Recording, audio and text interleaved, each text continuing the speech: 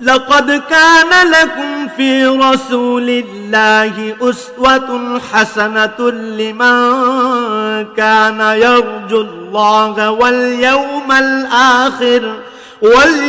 الآخر وذكر الله كثيرا۔ تم کو پیغمبر خدا صلی اللہ علیہ وسلم کی پیروی کرنی بہتر ہے، یعنی اس شخص کو جسے خدا سے ملنے اور روز قیامت کے آنے کی امید ہو اور وہ خدا کا ذکر کثرت سے کرتا ہو۔ عبید اللہ بن عبداللہ بن عتبہ بن مسعود نے بیان کیا اور ان سے نبی کریم صلی اللہ علیہ وسلم کی زوجہ مطہرہ عائشہ رضی اللہ تعالی عنہا نے کہ جب اہل افق یعنی تہمت لگانے والوں نے ان کے متعلق وہ سب کچھ کہا جو انہیں کہنا تھا، ابن شہاب نے بیان کیا کہ تمام حضرات نے جن 4 حضرات کے نام انہوں نے روایت کے سلسلے میں لیے ہیں، مجھ سے عائشہ رضی اللہ عنہا کی حدیث کا ایک ایک ٹکڑا بیان کیا۔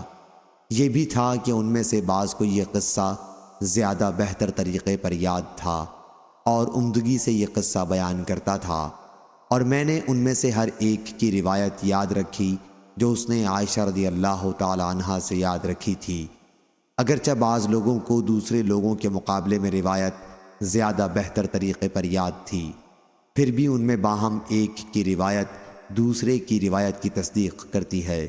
ان لوگوں نے بیان کیا کہ عائشہ رضی اللہ عنہا نے بیان کیا کہ رسول اللہ صلی اللہ علیہ وسلم جب سفر کا ارادہ کرتے تو ازواج مطہرات کے درمیان قرعہ ڈالا کرتے تھے، اور جس کا نام آتا تو حضور صلی اللہ علیہ وسلم انہیں اپنے ساتھ سفر میں لے جاتے۔ حضرت عائشہ رضی اللہ عنہا نے بیان کیا کہ ایک غزوے کے موقع پر جب آپ نے قرعہ ڈالا تو میرا نام نکلا اور میں حضور صلی اللہ علیہ وسلم کے ساتھ سفر میں روانہ ہوئی۔ یہ واقعہ پردے کے حکم کے نازل ہونے کے بعد کا ہے، چنانچہ مجھے ہودج سمیت اٹھا کر سوار کر دیا جاتا اور اسی کے ساتھ اتارا جاتا۔ اس طرح ہم روانہ ہوئے۔ پھر جب حضور اکرم صلی اللہ علیہ وسلم اپنے اس غزوے سے فارغ ہو گئے تو واپس ہوئے۔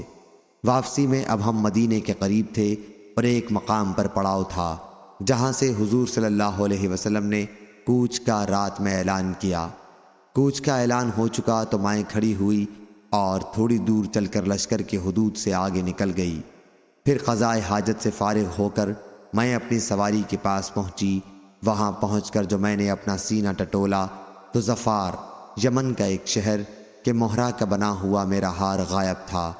اب میں پھر واپس ہوئی اور اپنا ہار تلاش کرنے لگی۔ اس تلاش میں دیر ہو گئی۔ انہوں نے بیان کیا کہ جو لوگ مجھے سوار کیا کرتے تھے وہ آئے اور میرے ہودج کو اٹھا کر انہوں نے میرے اونٹ پر رکھ دیا جس پر میں سوار ہوا کرتی تھی۔ انہوں نے سمجھا کہ میں ہودج کے اندر ہی موجود ہوں۔ ان دنوں عورتیں بہت ہلکی پھلکی تھیں، ان کے جسم میں زیادہ گوشت نہیں ہوتا تھا کیونکہ بہت معمولی خوراک انہیں ملتی تھی، اس لیے اٹھانے والوں نے جب اٹھایا تو ہودج کے ہلکے پن میں انہیں کوئی فرق معلوم نہیں ہوا۔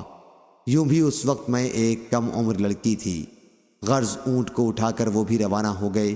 جب لشکر گزر گیا تو مجھے بھی اپنا ہار مل گیا۔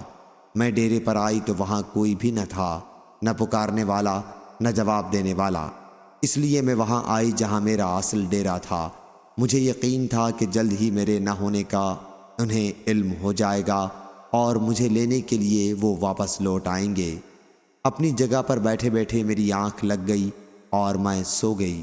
صفوان بن معطل سلمہ ثم ذکوانی رضی اللہ عنہ لشکر کے پیچھے پیچھے آ رہے تھے تاکہ لشکر کی کوئی چیز گم ہو گئی ہو تو وہ اٹھا لیں۔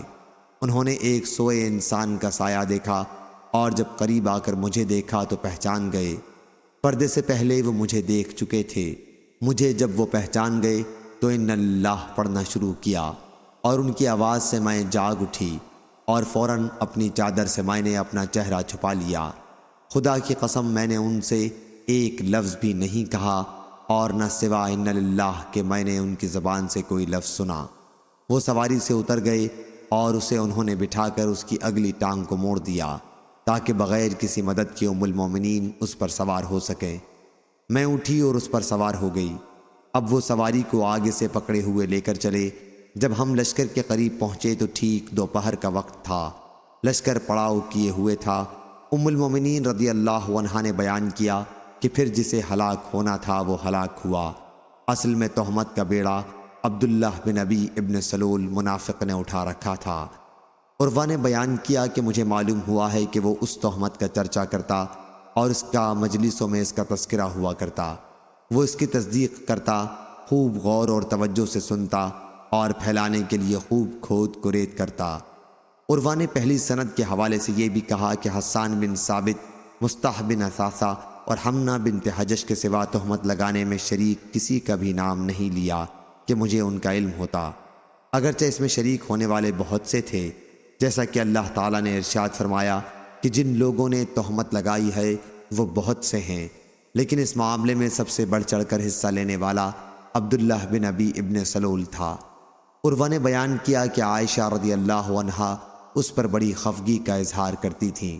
اگر ان کے سامنے حسان بن ثابت رضی اللہ عنہ کو برا بھلا کہا جاتا، آپ فرماتی کہ یہ شعر حسان ہی نے کہا ہے کہ میرے والد اور میرے والد کے والد اور میری عزت محمد صلی اللہ علیہ وسلم کی عزت کی حفاظت کے لیے تمہارے سامنے ڈھال بنی رہیں گی۔ حضرت عائشہ رضی اللہ عنہا نے بیان کیا کہ پھر ہم مدینہ پہنچ گئے اور وہاں پہنچتے ہی جو میں بیمار پڑی تو 1 مہینے تک بیمار ہی رہی۔ اس عرصے میں لوگوں میں تہمت لگانے والوں کی افواہوں کا بڑا چرچا رہا، لیکن میں ایک بات بھی نہیں سمجھ رہی تھی۔ البتہ اپنے مرض کے دوران ایک چیز سے مجھے بڑا شبہ ہوتا کہ رسول کریم صلی اللہ علیہ وسلم کی وہ محبت و عنایت میں نہیں محسوس کرتی تھی جس کو پہلے جب بھی بیمار ہوتی میں دیکھ چکی تھی۔ آپ میرے پاس تشریف لاتے، سلام کرتے اور دریافت فرماتے کیسی طبیعت ہے، صرف اتنا پوچھ کر واپس تشریف لے جاتے۔ حضور صلی اللہ علیہ وسلم کے اس طرز عمل سے مجھے شبہ ہوتا تھا، لیکن شر جو پھیل چکا تھا اس کا مجھے کوئی احساس نہیں تھا۔ مرض سے جب افاقہ ہوا تو میں ام مصطح کے ساتھ مناسح کی طرف گئی۔ مناسح مدینہ کی آبادی سے باہر ہمارے رفع حاجت کی جگہ تھی۔ ہم یہاں صرف رات کے وقت جاتے تھے۔ یہ اس سے پہلے کی بات ہے جب بیت الخلاء ہمارے گھروں سے قریب بن گئے تھے۔ ام المومنین نے بیان کیا کہ ابھی ہم عرب کے قدیم کے طریقے پر عمل کرتے اور میدان میں رفع حاجت کے لیے جایا کرتے تھے، اور ہمیں اس سے تکلیف ہوتی تھی کہ بیت الخلاء ہمارے گھروں کے قریب بنائے جائیں۔ انہوں نے بیان کیا کہ الغرض میں اور ام مصطح رفع حاجت کے لیے گئے۔ ام مصطح ابی رحم بن عبد المطلب بن عبد مناف کی بیٹی ہیں، ان کی والدہ صخر بن عامر کی بیٹی ہیں، اور وہ حضرت ابو بکر صدیق رضی اللہ عنہ کی خالہ ہوتی ہیں۔ انہی کے بیٹے مصطح بن اثاثہ بن عباد بن مطلب رضی اللہ عنہ ہیں۔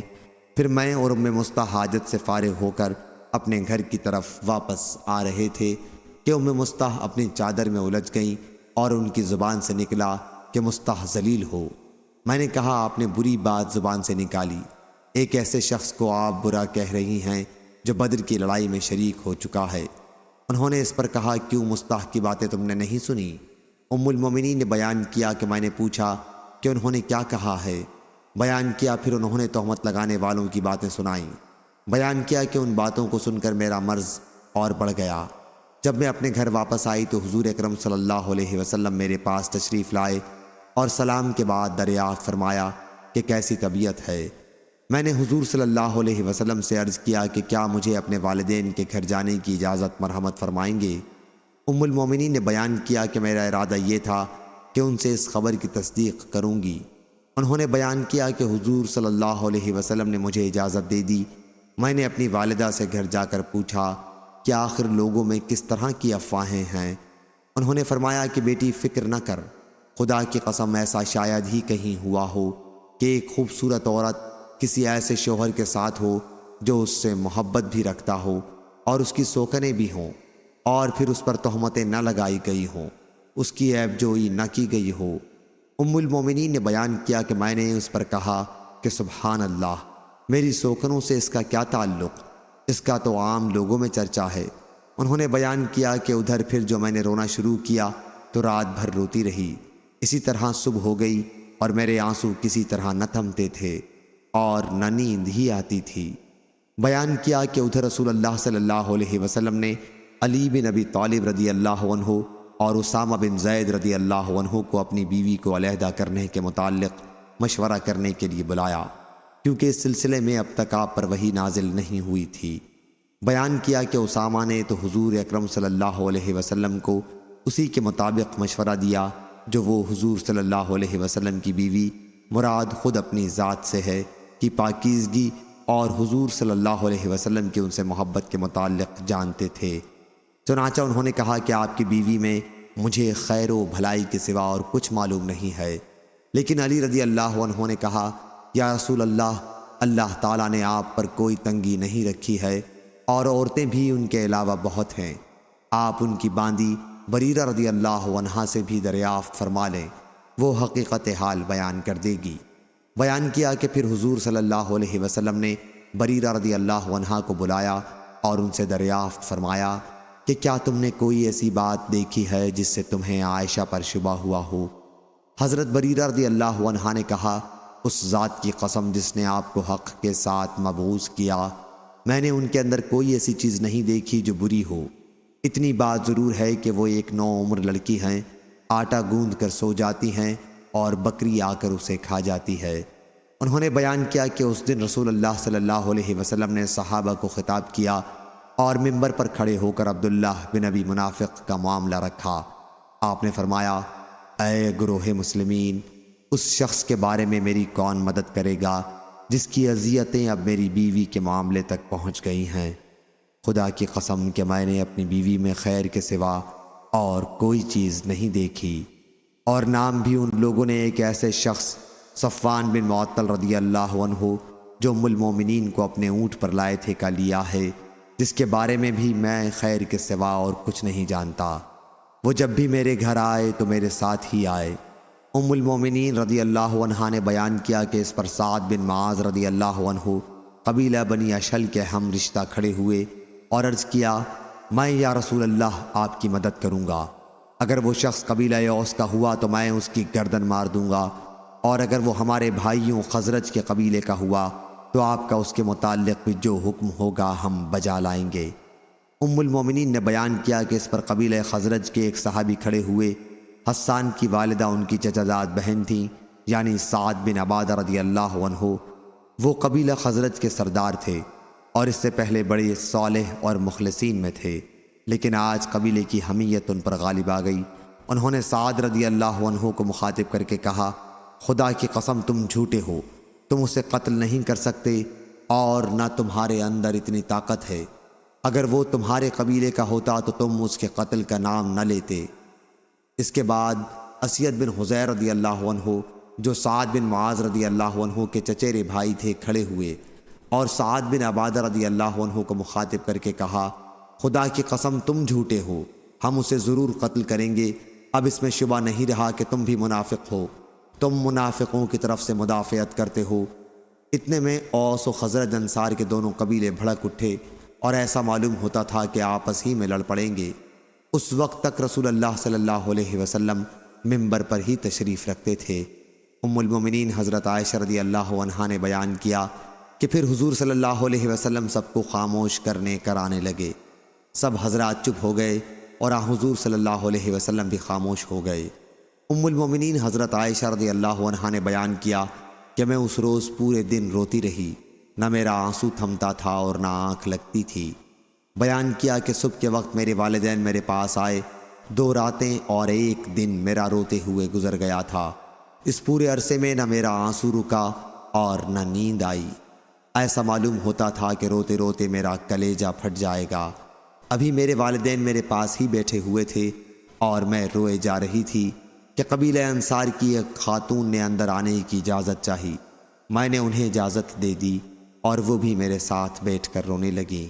بیان کیا کہ ہم ابھی اسی حالت میں تھے کہ رسول اللہ صلی اللہ علیہ وسلم تشریف لائے، آپ نے سلام کیا اور بیٹھ گئے۔ بیان کیا کہ جب سے مجھ پر تہمت لگائی گئی تھی حضور صلی اللہ علیہ وسلم میرے پاس نہیں بیٹھے تھے۔ 1 مہینہ گزر گیا تھا اور میرے بارے میں آپ کو وحی کے ذریعے کوئی اطلاع نہیں دی گئی تھی۔ بیان کیا کہ بیٹھنے کے بعد حضور صلی اللہ علیہ وسلم نے کلمہ شہادت پڑھا، پھر فرمایا اما بعد، اے عائشہ رضی اللہ عنہا، مجھے تمہارے بارے میں اس طرح کی خبریں ملی ہیں، اگر تم واقعی اس معاملے میں پاک و صاف ہو تو اللہ تمہاری پاکی خود بیان کر دے گا۔ لیکن اگر تم نے کسی گناہ کا قصد کیا تھا تو اللہ کی مغفرت چاہو اور اس کے حضور میں توبہ کرو، کیونکہ بندہ جب اپنے گناہوں کا اعتراف کر لیتا ہے اور پھر اللہ کی بارگاہ میں توبہ کرتا ہے تو اللہ تعالیٰ اس کی توبہ قبول کر لیتا ہے۔ ام المومنین حضرت عائشہ رضی اللہ عنہا نے بیان کیا کہ جب حضور اکرم صلی اللہ علیہ وسلم اپنا کلام پورا کر چکے تو میرے آنسو اس طرح خشک ہو گئے کہ ایک قطرہ بھی محسوس نہیں ہوتا تھا۔ میں نے پہلے اپنے والد سے کہا کہ میری طرف سے رسول اللہ صلی اللہ علیہ وسلم کو آپ کے کلام کا جواب دیں۔ والد نے فرمایا، خدا کی قسم میں کچھ نہیں جانتا کہ حضور صلی اللہ علیہ وسلم سے مجھے کیا کہنا چاہیے۔ پھر میں نے اپنی والدہ سے کہا کہ حضور اکرم صلی اللہ علیہ وسلم نے جو کچھ فرمایا ہے وہ اس کا جواب دیں۔ والدہ نے بھی یہی کہا، خدا کی قسم مجھے کچھ نہیں معلوم کیا حضور صلی اللہ علیہ وسلم سے مجھے کیا کہنا چاہیے، اس لیے میں نے خود ہی عرض کیا۔ حالانکہ میں بہت کم عمر لڑکی تھی اور قرآن مجید بھی میں نے زیادہ نہیں پڑھا تھا کہ خدا کی قسم مجھے بھی معلوم ہوا ہے کہ آپ لوگوں نے اس طرح کی افواہوں پر کان دھرا اور بات آپ لوگوں کے دلوں میں اتر گئی اور آپ لوگوں نے اس کی تصدیق کی۔ اب اگر میں یہ کہوں کہ میں اس تہمت سے بری ہوں تو آپ لوگ میری تصدیق نہیں کریں گے، اور اگر اس گناہ کا اقرار کر لوں اور اللہ تعالیٰ خوب جانتا ہے کہ میں اس سے بری ہوں تو آپ لوگ اس کی تصدیق کرنے لگ جائیں گے۔ بس خدا کی قسم میری اور آپ لوگوں کی مثال حضرت یوسف علیہ السلام کے والد جیسی ہے، جب انہوں نے کہا تھا فَصَبْرٌ جَمِيلٌ وَاللَّهُ الْمُسْتَعَانُ عَلَى مَا تَصِفُونَ، بس صبر جمیل بہتر ہے اور اللہ ہی کی مدد درکار ہے۔ اس بارے میں جو کچھ تم کہہ رہے ہو۔ پھر میں نے اپنا رخ دوسری طرف کر لیا اور اپنے بستر پر لیٹ گئی۔ اللہ خوب جانتا تھا کہ میں اس معاملے میں قطعاً بری تھی اور وہ خود میری برت ظاہر کرے گا کیونکہ میں واقعی بری تھی، لیکن خدا کی قسم مجھے اس کا کوئی وہم و گمان بھی نہ تھا کہ اللہ تعالیٰ وحی کے ذریعے قرآن مجید میں میرے معاملے کی صفائی اتارے گا، کیونکہ میں اپنے کو اس سے بہت کمتر سمجھتی تھی کہ اللہ تعالیٰ میرے معاملے میں خود کوئی کلام فرمائے۔ مجھے تو صرف اتنی امید تھی کہ حضور صلی اللہ علیہ وسلم کوئی خواب دیکھیں گے جس کے ذریعے اللہ تعالیٰ میری برت ظاہر کر دے گا، کر دے گا۔ لیکن خدا کی قسم ابھی حضور اکرم صلی اللہ علیہ وسلم اس مجلس سے اٹھے بھی نہیں تھے اور نہ اور کوئی گھر کا آدمی وہاں سے اٹھا تھا کہ حضور صلی اللہ علیہ وسلم پر وحی نازل ہونی شروع ہوئی اور آپ پر وہ کیفیت طاری ہوئی جو وحی کی شدت میں طاری ہوتی تھی۔ موتیوں کی طرح پسینے کے قطرے آپ کے چہرے سے گرنے لگے، حالانکہ سردی کا موسم تھا۔ یہ اس وحی کی وجہ سے تھا جو آپ پر نازل ہو رہی تھی۔ ام المومنین رضی اللہ عنہا نے بیان کیا کہ پھر آپ کی وہ کیفیت ختم ہوئی تو آپ تبسم فرما رہے تھے۔ سب سے پہلا کلمہ جو آپ کی زبان مبارک سے نکلا وہ یہ تھا، آپ نے فرمایا، اے عائشہ، اللہ نے تمہاری برت نازل کر دی ہے۔ انہوں نے بیان کیا کہ اس پر میری والدہ نے کہا کہ حضور صلی اللہ علیہ وسلم کے سامنے کھڑی ہو جاؤ۔ میں نے کہا، نہیں، خدا کی قسم میں آپ کے سامنے نہیں کھڑی ہوں گی، میں اللہ عز و جل کے سوا اور کسی کی حمد و ثنا نہیں کروں گی کہ اسی نے میری برت نازل کی ہے۔ بیان کیا کہ اللہ تعالیٰ نے نازل فرمایا، ان الذین جاء بالافک الاخ، جو لوگ تہمت تراشی میں شریک ہوئے ہیں، 10 آیتیں اس سلسلے میں نازل ہوئیں۔ جب اللہ تعالیٰ نے سورہ نور میں یہ آیتیں میری برت کے لیے نازل فرمائیں تو ابو بکر صدیق رضی اللہ عنہ جو مستحب نثاثہ کے اخراجات ان سے قرابت اور محتاجی کی وجہ سے خود اٹھاتے تھے نے کہا کہ خدا کی قسم مستح رضی اللہ عنہ نے جب عائشہ رضی اللہ عنہا کے متعلق اس طرح کی تہمت تراشی میں حصہ لیا تو میں اس پر اب کبھی کچھ خرچ نہیں کروں گا۔ اس پر اللہ تعالیٰ نے یہ آیت نازل کی، وَلَا يَأْتِلَ أُولُو الْفَضْلِ مِنْكُمْ، یعنی اہل فضل اور اہل ہمت قسم نہ کھائیں سے غفور الرحیم تک، کیونکہ مستح یا دوسرے مومنین کی اس میں شرکت محض غلط فہمی کی بنا پر تھی۔ چنانچہ ابو بکر صدیق رضی اللہ عنہ نے کہا کہ خدا کی قسم میری تمنا ہے کہ اللہ تعالیٰ مجھے اس کہنے پر معاف کر دے، اور مستح کو جو کچھ وہ دیا کرتے تھے اسے پھر دینے لگے، اور کہا کہ خدا کی قسم اب اس وظیفے کو میں کبھی بند نہیں کروں گا۔ عائشہ رضی اللہ عنہا نے بیان کیا کہ میرے معاملے میں حضور صلی اللہ علیہ وسلم نے ام المومنین زینب بنت حجش سے بھی مشورہ کیا تھا۔ آپ نے ان سے پوچھا کہ عائشہ کے متعلق کیا معلومات ہیں، تمہیں یا ان میں تم نے کیا چیز دیکھی ہے؟ انہوں نے عرض کیا یا رسول اللہ، میں اپنی آنکھوں اور کانوں کو محفوظ رکھتی ہوں کہ ان کی طرف خلاف واقعہ نسبت کروں۔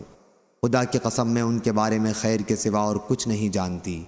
حضرت عائشہ رضی اللہ عنہا نے بیان کیا کہ زینب ہی تمام ازواج مطہرات میں میرے مقابل کی تھیں، لیکن اللہ تعالیٰ نے ان کے تقوی اور پاک بازی کی وجہ سے انہیں محفوظ رکھا۔ بیان کیا کہ البتہ ان کی بہن حمنہ نے غلط راستہ اختیار کیا اور ہلاک ہونے والوں کے ساتھ وہ بھی ہلاک ہوئی تھیں۔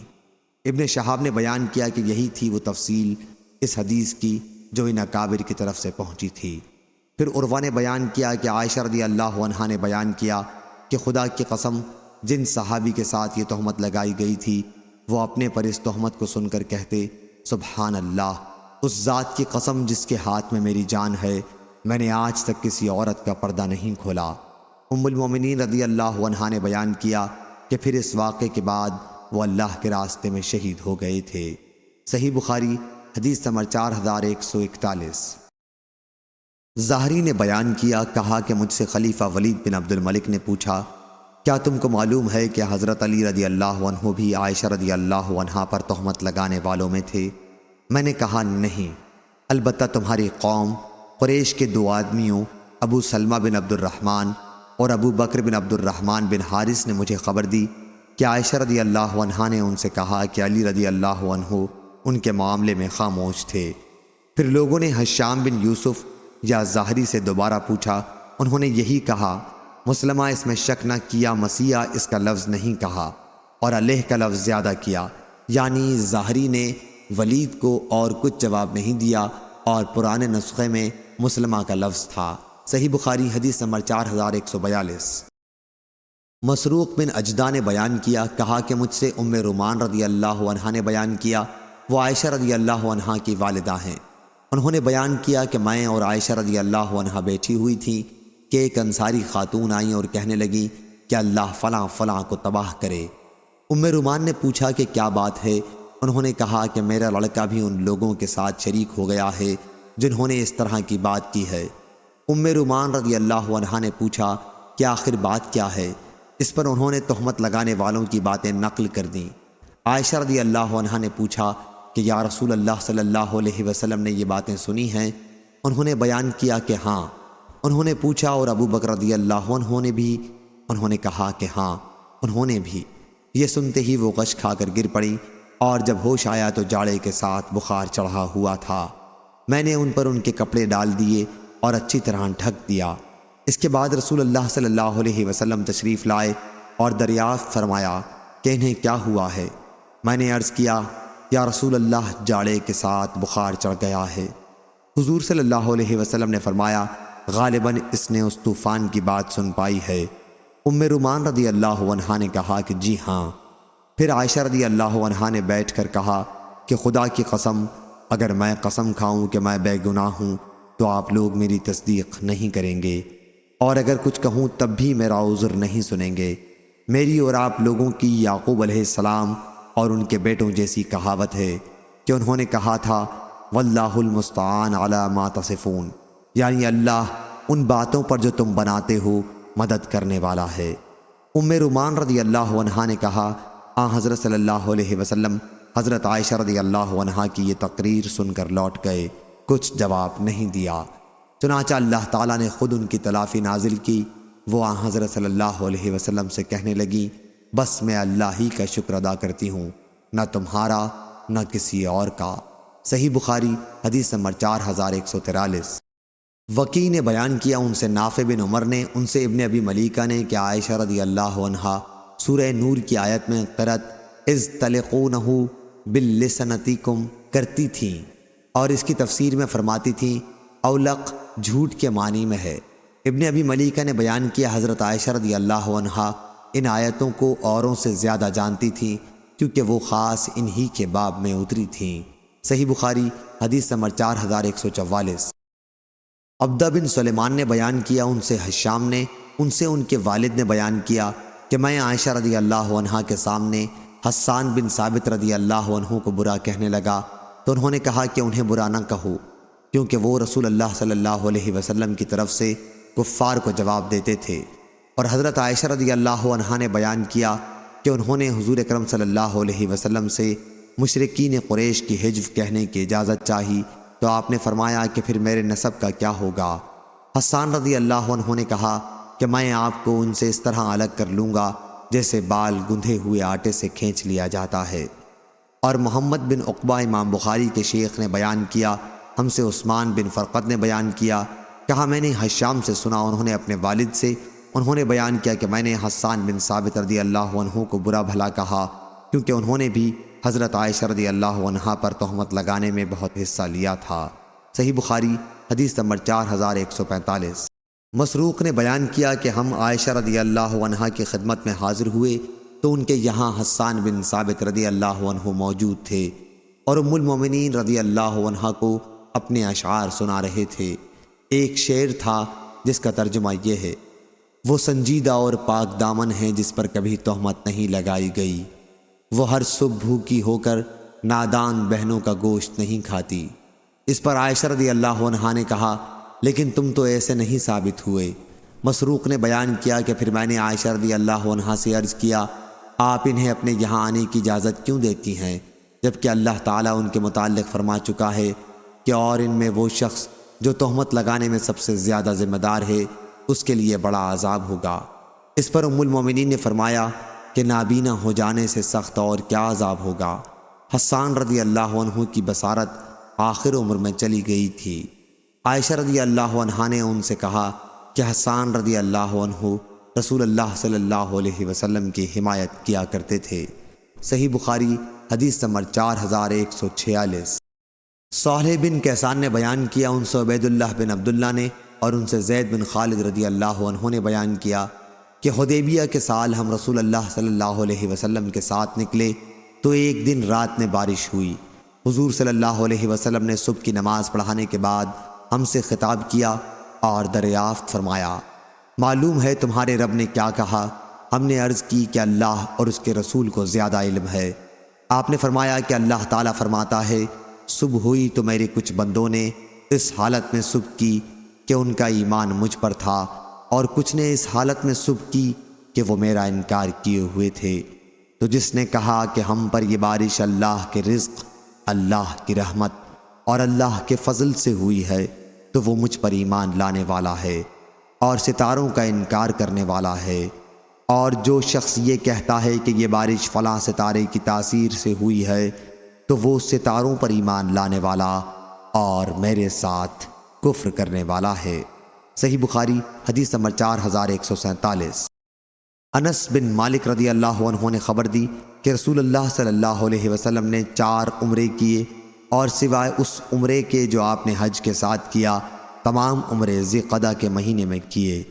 حدیبیہ کا عمرہ بھی آپ ذی قعدہ کے مہینے میں کرنے تشریف لے گئے، پھر دوسرے سال اس کی قضا میں آپ نے ذی قعدہ میں عمرہ کیا، اور ایک عمرہ جعرانہ سے آپ نے کیا تھا جہاں غزوہ حنین کی غنیمت آپ نے تقسیم کی تھی، یہ بھی ذی قعدہ کے مہینے میں کیا تھا، اور ایک عمرہ حج کے ساتھ کیا جو ذی الحج میں کیا تھا۔ صحیح بخاری حدیث نمبر 4148۔ علی بن مبارک نے بیان کیا، ان سے یحییٰ بن ابی کثیر نے، ان سے عبداللہ بن ابی قتادہ نے اور ان سے ان کے والد نے بیان کیا کہ ہم رسول اللہ صلی اللہ علیہ وسلم کے ساتھ صلح حدیبیہ کے سال روانہ ہوئے۔ تمام صحابہ نے احرام باندھ لیا تھا لیکن میں نے ابھی احرام نہیں باندھا تھا۔ صحیح بخاری حدیث نمبر 4149۔ برا بن عازب رضی اللہ عنہ نے کہا تم لوگ سورہ انا فتحنا میں فتح سے مراد مکے کی فتح کہتے ہو، فتح مکہ تو بہرحال فتح ہی تھی، لیکن ہم غزوہ حدیبیہ کی بیعت رضوان کو حقیقی فتح سمجھتے ہیں۔ اس دن ہم رسول اللہ صلی اللہ علیہ وسلم کے ساتھ 1400 آدمی تھے۔ حدیبیہ نامی ایک کنواں وہاں پر تھا، ہم نے اس میں سے اتنا پانی کھینچا کہ اس کے اندر ایک قطرہ بھی پانی کے نام پر پانی نہ رہا۔ حضور صلی اللہ علیہ وسلم کو جب یہ خبر ہوئی کہ پانی ختم ہو گیا ہے تو آپ کنویں پر تشریف لائے اور اس کے کنارے پر بیٹھ کر کسی ایک برتن میں پانی طلب فرمایا۔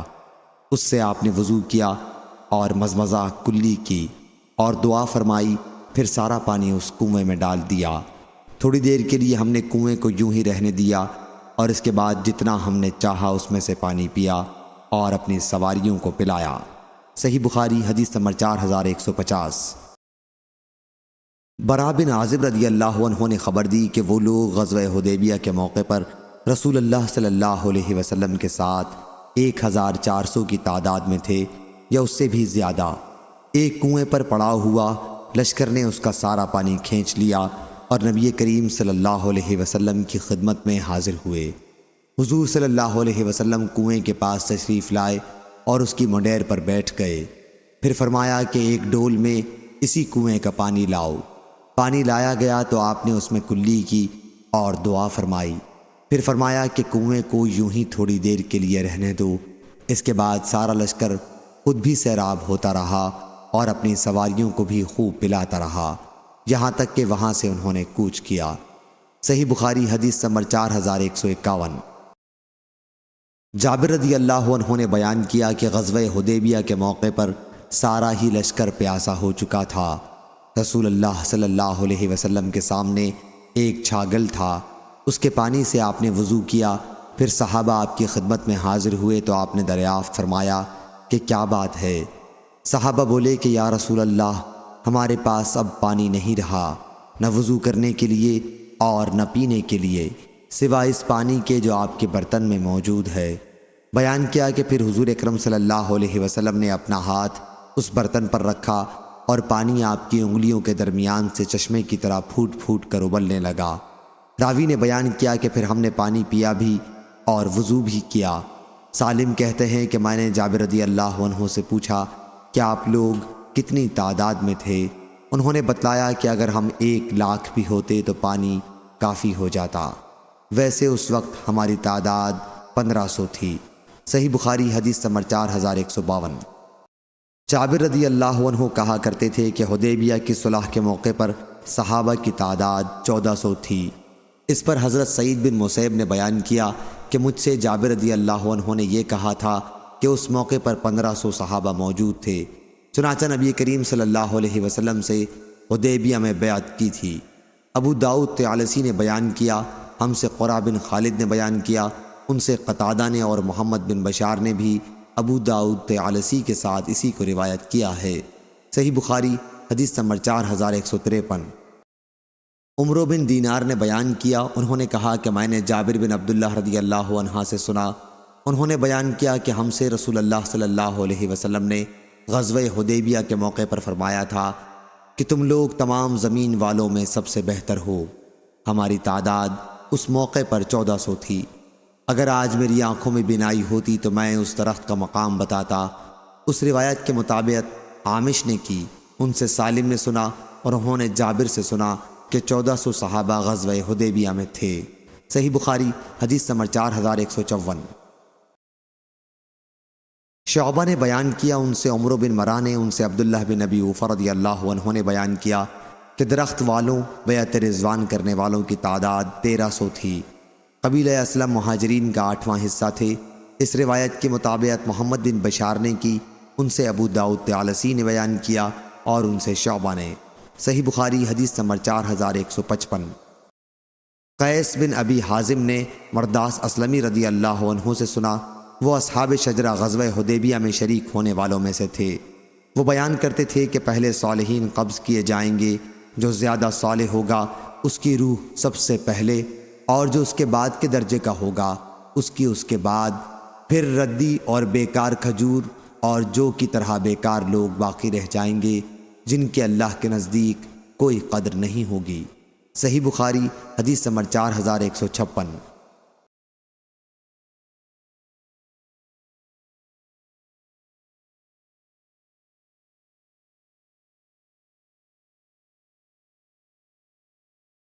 عبد الرحمن بن ابی لیلہ نے بیان کیا اور ان سے کعب بن عجرہ رضی اللہ عنہ نے کہ رسول اللہ صلی اللہ علیہ وسلم نے انہیں دیکھا کہ جوئیں ان کے چہرے پر گر رہی ہیں، تو آپ نے دریافت فرمایا کہ کیا اس سے تمہیں تکلیف ہوتی ہے؟ وہ بولے کہ جی ہاں۔ اس پر حضور صلی اللہ علیہ وسلم نے انہیں سر منڈوانے کا حکم دیا۔ آپ اس وقت حدیبیہ میں تھے، عمرے کے لیے احرام باندھے ہوئے، اور ان کو یہ معلوم نہیں ہوا تھا کہ وہ عمرے سے روکے جائیں گے۔ حدیبیہ ہی میں ان کو احرام کھول دینا پڑے گا، بلکہ ان کی تو یہ آرزو تھی کہ مکے میں کسی طرح داخل ہوا جائے۔ پھر اللہ تعالیٰ نے فدیے کا حکم نازل فرمایا۔ یعنی احرام کی حالت میں سر منڈانے وغیرہ پر، اس وقت حضور صلی اللہ علیہ وسلم نے کعب کو حکم دیا کہ ایک فرق اناج 4 مسکینوں کو کھانا کھلا دیں، ایک فرق اناج 6 مسکینوں کو کھلا دیں، یا ایک بکری قربانی کریں، یا 3 دن روزے رکھیں۔ صحیح بخاری حدیث نمبر 4159۔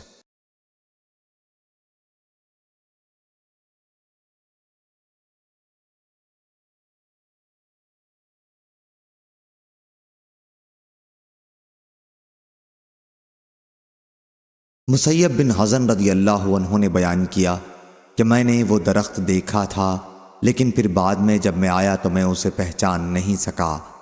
محمود نے بیان کیا کہ پھر بعد میں وہ درخت مجھے یاد نہیں رہا تھا۔ صحیح بخاری حدیث نمبر 4162۔ عبید اللہ بن عبداللہ نے بیان کیا، ان سے اسرائیل نے، ان سے طارق بن عبد الرحمن نے بیان کیا کہ حج کے ارادے سے جاتے ہوئے میں کچھ ایسے لوگوں کے پاس سے گزرا جو نماز پڑھ رہے تھے۔ میں نے پوچھا کہ یہ کون سی مسجد ہے؟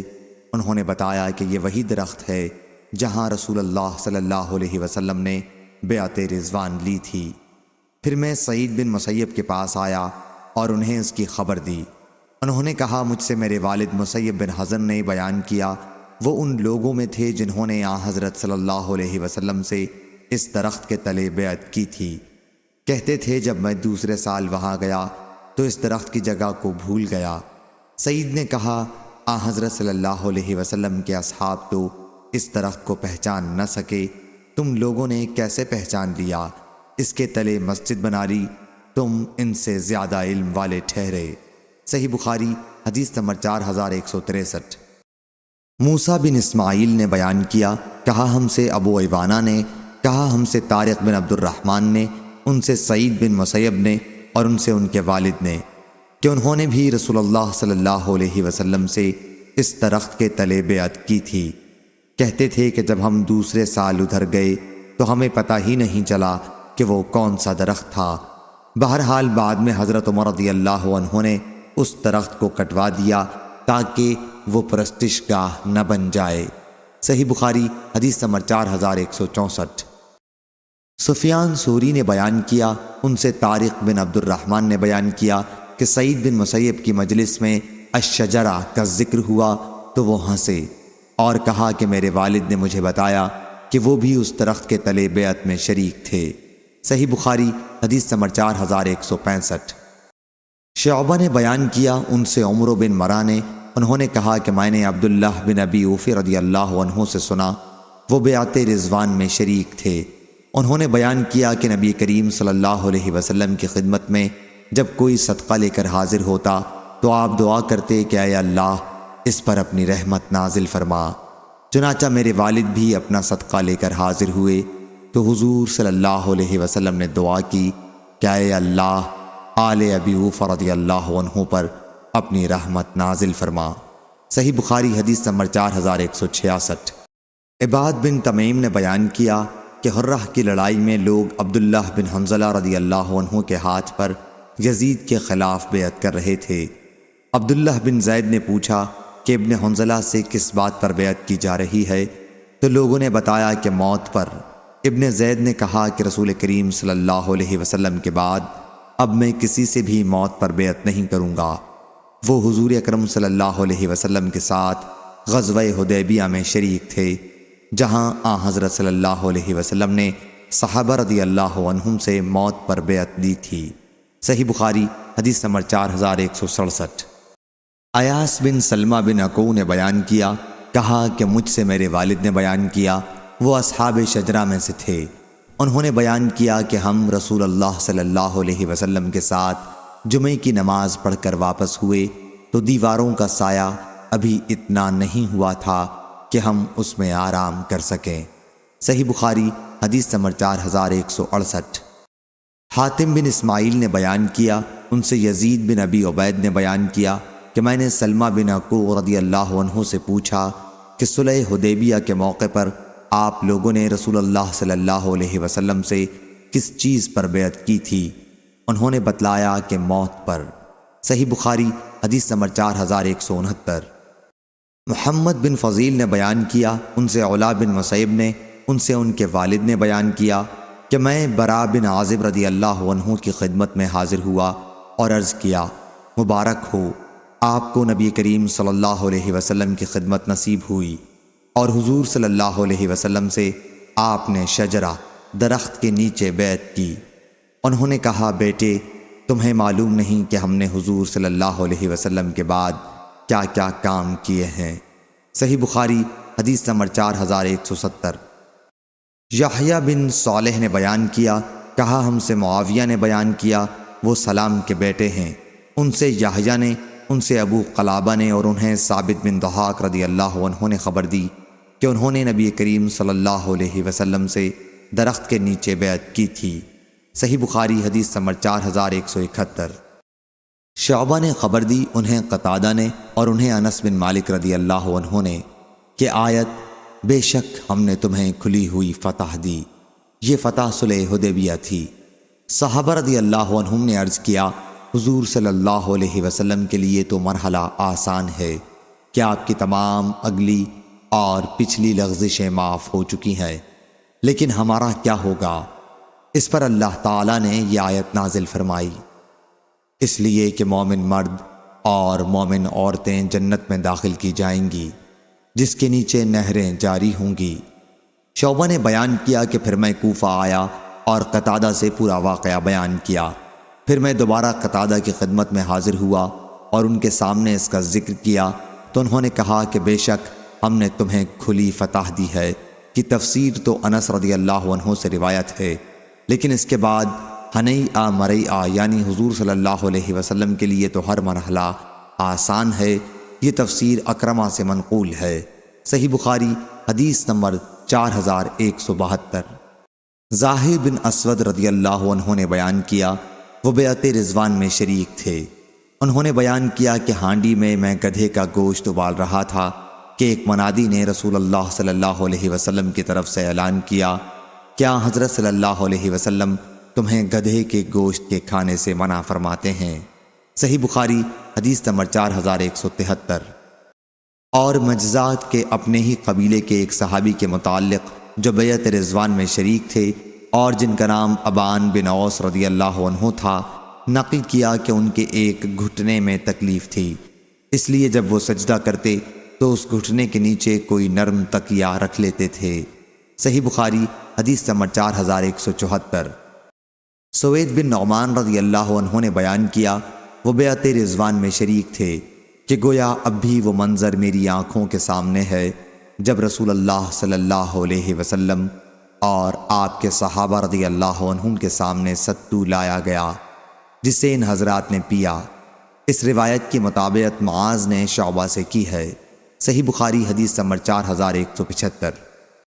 ابو جمرہ نے بیان کیا کہ انہوں نے عائد بن عمرو رضی اللہ عنہ سے پوچھا، وہ نبی کریم صلی اللہ علیہ وسلم کے صحابی تھے اور بیعت رضوان میں شریک تھے، کہ کیا وتر کی نماز ایک رکعت اور پڑھ کر توڑی جا سکتی ہے؟ انہوں نے کہا کہ اگر شروع رات میں تو نے وتر پڑھ لیا ہو تو آخر رات میں نہ پڑھو۔ صحیح بخاری حدیث نمبر 4176۔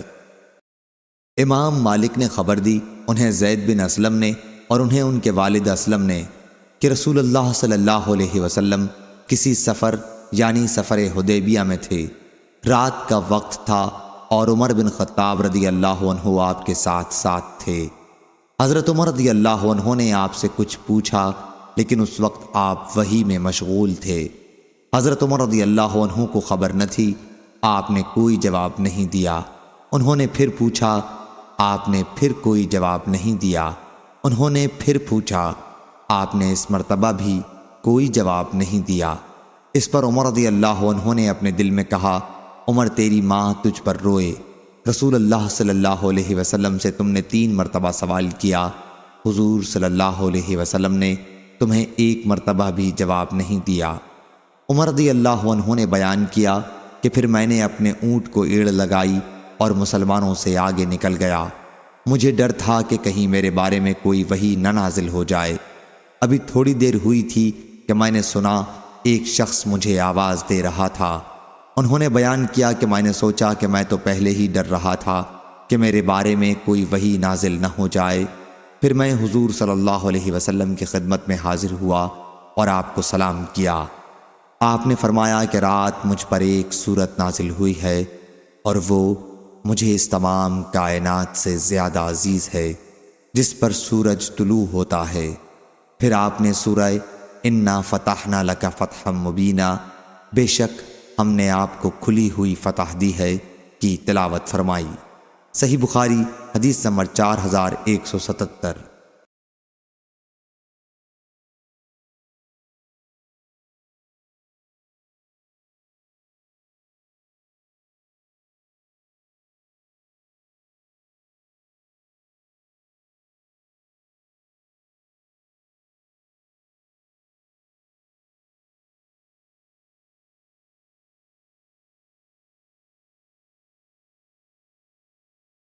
عروہ بن زبیر رضی اللہ عنہ نے خبر دی اور ان سے نبی کریم صلی اللہ علیہ وسلم کی زوجہ مطہرہ حضرت عائشہ رضی اللہ عنہا نے بیان کیا کہ آیت یا ایہا النبی اذا جاءک المؤمنات کے نازل ہونے کے بعد حضور صلی اللہ علیہ وسلم ہجرت کر کے آنے والی عورتوں کو پہلے آزماتے تھے، اور ان کے چچا سے روایت ہے کہ ہمیں وہ حدیث بھی معلوم ہے جب حضرت صلی اللہ علیہ وسلم نے حکم دیا تھا کہ جو مسلمان عورتیں ہجرت کر کے چلی آتی ہیں ان کے شوہروں کو وہ سب کچھ واپس کر دیا جائے جو اپنی ان بیویوں کو وہ دے چکے ہیں۔ اور ہمیں یہ بھی معلوم ہوا ہے کہ ابو بصیر پھر انہوں نے تفصیل کے ساتھ حدیث بیان کی۔ صحیح بخاری حدیث نمبر 4182۔ امام مالک رحمہ اللہ نے بیان کیا ان سے نافع نے کہ عبداللہ بن عمر رضی اللہ عنہ فتنے کے زمانے میں عمرے کے ارادے سے نکلے، پھر انہوں نے کہا کہ اگر بیت اللہ جانے سے مجھے روک دیا گیا تو میں وہی کام کروں گا جو رسول اللہ صلی اللہ علیہ وسلم نے کیا تھا۔ چنانچہ آپ نے صرف عمرے کا احرام باندھا، کیونکہ حضرت صلی اللہ علیہ وسلم نے بھی صلح حدیبیہ کے موقع پر صرف عمرے ہی کا احرام باندھا تھا۔ صحیح بخاری حدیث نمبر 4183۔ یحییٰ بن سعید قطان نے بیان کیا ان سے عبید اللہ بن عبداللہ نے ان سے نافع نے کہ عبداللہ بن عمر رضی اللہ عنہ نے احرام باندھا اور کہا کہ اگر مجھے بیت اللہ جانے سے روکا گیا تو میں بھی وہی کام کروں گا جو رسول اللہ صلی اللہ علیہ وسلم نے کیا تھا۔ جب آپ کو کفار قریش نے بیت اللہ جانے سے روکا تو اس آیت کی تلاوت کی کہ یقیناً تم لوگوں کے لیے رسول کریم صلی اللہ علیہ وسلم کی زندگی بہترین نمونہ ہے۔ صحیح بخاری حدیث نمبر 4184۔ سالم بن عبداللہ نے خبر دی کہ ان دونوں نے عبداللہ بن عمر رضی اللہ عنہ سے گفتگو کی۔ دوسری سند امام بخاری نے کہا اور ہم سے موسیٰ بن اسماعیل نے بیان کیا، ان سے جویریہ نے بیان کیا اور ان سے نافع نے کہ عبداللہ بن عمر رضی اللہ عنہ کے کسی لڑکے نے ان سے کہا اگر اس سال آپ عمرہ کرنے نہ جاتے تو بہتر تھا، کیونکہ مجھے ڈر ہے کہ آپ بیت اللہ تک نہیں پہنچ سکیں گے۔ اس پر انہوں نے کہا کہ ہم رسول اللہ صلی اللہ علیہ وسلم کے ساتھ نکلے تھے تو کفار قریش نے بیت اللہ پہنچنے سے روک دیا تھا، چنانچہ حضور صلی اللہ علیہ وسلم نے اپنی قربانی کے جانور وہیں حدیبیہ میں ذبح کر دیے اور سر کے بال مڈوا دیے۔ صحابہ رضی اللہ عنہم نے بھی بال چھوٹے کروا لیے۔ حضور صلی اللہ علیہ وسلم نے اس کے بعد فرمایا کہ میں تمہیں گواہ بناتا ہوں کہ میں نے اپنے اوپر ایک عمرہ واجب کر لیا ہے، اور اسی طرح تمام صحابہ رضی اللہ عنہم پر بھی وہ واجب ہو گیا۔ اس لیے اگر آج مجھے بیت اللہ تک جانے دیا گیا تو میں بھی طواف کر لوں گا، اور اگر مجھے بھی روک دیا گیا تو میں بھی وہی کروں گا جو حضور صلی اللہ علیہ وسلم نے کیا تھا۔ پھر تھوڑی دور چلے اور کہا کہ میں تمہیں گواہ بناتا ہوں کہ میں نے اپنے اوپر عمرے کے ساتھ حج کو بھی ضروری قرار دے لیا ہے، اور کہا میری نظر میں تو حج اور عمرہ دونوں ایک ہی جیسے ہیں۔ پھر انہوں نے ایک طواف کیا اور ایک سعی کی، جس دن مکہ پہنچے اور آخر دونوں ہی کو پورا کیا۔ صحیح بخاری حدیث نمبر 4185۔ سخر بن جویریہ نے بیان کیا اور ان سے نافع نے بیان کیا کہ لوگ کہتے ہیں کہ عبداللہ حضرت عمر رضی اللہ عنہ سے پہلے اسلام میں داخل ہوئے تھے، حالانکہ یہ غلط ہے۔ البتہ عمر رضی اللہ عنہ نے عبداللہ بن عمر رضی اللہ عنہ کو اپنا ایک گھوڑا لانے کے لیے بھیجا تھا جو ایک انصاری صحابی کے پاس تھا، تاکہ اسی پر سوار ہو کر جنگ میں شریک ہوں۔ اسی دوران رسول اللہ صلی اللہ علیہ وسلم درخت کے نیچے بیٹھ کر بیعت لے رہے تھے۔ عمر رضی اللہ عنہ کو ابھی اس کی اطلاع نہیں ہوئی تھی۔ عبداللہ رضی اللہ عنہ نے پہلے بیعت کی، پھر گھوڑا لینے گئے۔ جس وقت وہ اسے لے کر عمر رضی اللہ عنہ کے پاس آئے تو وہ جنگ کے لیے اپنی زرہ پہن رہے تھے۔ انہوں نے اس وقت حضرت عمر رضی اللہ عنہ کو بتایا کہ حضور اکرم صلی اللہ علیہ وسلم درخت کے نیچے بیعت لے رہے ہیں۔ بیان کیا کہ پھر آپ اپنے لڑکے کو ساتھ لے کر گئے اور بیعت کی۔ اتنی سی بات تھی جس پر لوگ اب کہتے ہیں کہ عمر رضی اللہ عنہ سے پہلے ابن عمر رضی اللہ عنہ اسلام لائے تھے۔ صحیح بخاری حدیث نمبر 4186۔ عمر بن محمد عمری نے بیان کیا، انہیں نافع نے خبر دی اور انہیں عبداللہ بن عمر رضی اللہ عنہ نے کہ صلح حدیبیہ کے موقع پر صحابہ رضی اللہ عنہم جو حضور اکرم صلی اللہ علیہ وسلم کے ساتھ تھے مختلف درختوں کے سائے میں پھیل گئے تھے۔ پھر اچانک بہت سے صحابہ آپ کے چاروں طرف جمع ہو گئے۔ عمر رضی اللہ عنہ نے کہا، بیٹا عبداللہ دیکھو تو صحیح لوگ حضرت صلی اللہ علیہ وسلم کے پاس جمع کیوں ہو گئے ہیں؟ انہوں نے دیکھا تو صحابہ بیعت کر رہے تھے، چنانچہ پہلے انہوں نے خود بیعت کر لی، پھر حضرت عمر رضی اللہ عنہ کو آ کر خبر دی، پھر وہ بھی گئے اور بیعت کی۔ صحیح بخاری حدیث نمبر 4187۔ اسماعیل بن ابی خالد نے بیان کیا، کہا کہ میں نے عبداللہ بن ابی اوفہ رضی اللہ عنہ سے سنا، آپ نے بیان کیا کہ جب نبی کریم صلی اللہ علیہ وسلم نے عمرہ قضا کیا تو ہم بھی آپ کے ساتھ تھے۔ حضور صلی اللہ علیہ وسلم نے طواف کیا تو ہم نے بھی طواف کیا۔ حضور صلی اللہ علیہ وسلم نے نماز پڑھی تو ہم نے بھی نماز پڑھی، اور حضور صلی اللہ علیہ وسلم نے صفا و مروہ کی سعی بھی کی۔ ہم آپ کی اہل مکہ سے حفاظت کرتے رہتے تھے تاکہ کوئی تکلیف کی بات نہ پیش آ جائے۔ صحیح بخاری حدیث نمبر 4188۔ مالک بن مغول نے بیان کیا، کہا کہ میں نے ابو حسین سے سنا، ان سے ابو وائل نے بیان کیا کہ سہل بن حنیف رضی اللہ عنہ جب جنگ صفین جو حضرت علی رضی اللہ عنہ اور حضرت معاویہ رضی اللہ عنہ میں ہوئی تھی تے واپس آئے تو ہم ان کی خدمت میں حالات معلوم کرنے کے لیے حاضر ہوئے۔ انہوں نے کہا کہ اس جنگ کے بارے میں تم لوگ اپنی رائے اور فکر پر نازاں مت ہو۔ میں یوم ابو جندل صلح حدیبیہ میں بھی موجود تھا۔ اگر میرے لیے رسول اللہ صلی اللہ علیہ وسلم کے حکم کو ماننے سے انکار ممکن ہوتا تو میں اس دن ضرور حکم عدولی کرتا۔ اللہ اور اس کا رسول خوب جانتے ہیں کہ جب ہم نے کسی مشکل کام کے لیے اپنی تلواروں کو اپنے کاندھوں پر رکھا تو صورتحال آسان ہو گئی اور ہم نے مشکل حل کر لی۔ لیکن اس جنگ کا کچھ عجیب حال ہے، اس میں ہم فتنے کے ایک کونے کو بند کرتے ہیں تو دوسرا کونا کھل جاتا ہے، ہم نہیں جانتے کہ ہم کو کیا تدبیر کرنی چاہیے۔ صحیح بخاری حدیث نمبر 4189۔ کعب بن عجرہ رضی اللہ عنہ نے بیان کیا کہ وہ عمرہ حدیبیہ کے موقع پر حضور اکرم صلی اللہ علیہ وسلم کی خدمت میں حاضر ہوئے تو جوئیں ان کے چہرے پر گر رہی تھیں۔ حضور صلی اللہ علیہ وسلم نے دریافت فرمایا کہ یہ جوئیں جو تمہارے سر سے گر رہی ہیں تکلیف دے رہی ہیں؟ انہوں نے عرض کیا، جی ہاں۔ حضرت صلی اللہ علیہ وسلم نے فرمایا کہ پھر سر منڈوا لو اور 3 دن روزہ رکھ لو، یا 6 مسکینوں کو کھانا کھلا دو، یا پھر کوئی قربانی کر ڈالو، سر منڈوانے کا فدیہ ہوگا۔ ایوب سختیانی نے بیان کیا کہ مجھے معلوم نہیں کہ ان تینوں امور میں سے پہلے حضور صلی اللہ علیہ وسلم نے کون سی بات ارشاد فرمائی تھی۔ صحیح بخاری حدیث نمبر 4190۔ کعب بن عجرہ رضی اللہ عنہ نے بیان کیا کہ صلح حدیبیہ کے موقع پر ہم رسول اللہ صلی اللہ علیہ وسلم کے ساتھ تھے اور احرام باندھے ہوئے تھے۔ ادھر مشرکین ہمیں بیت اللہ تک جانے نہیں دینا چاہتے تھے۔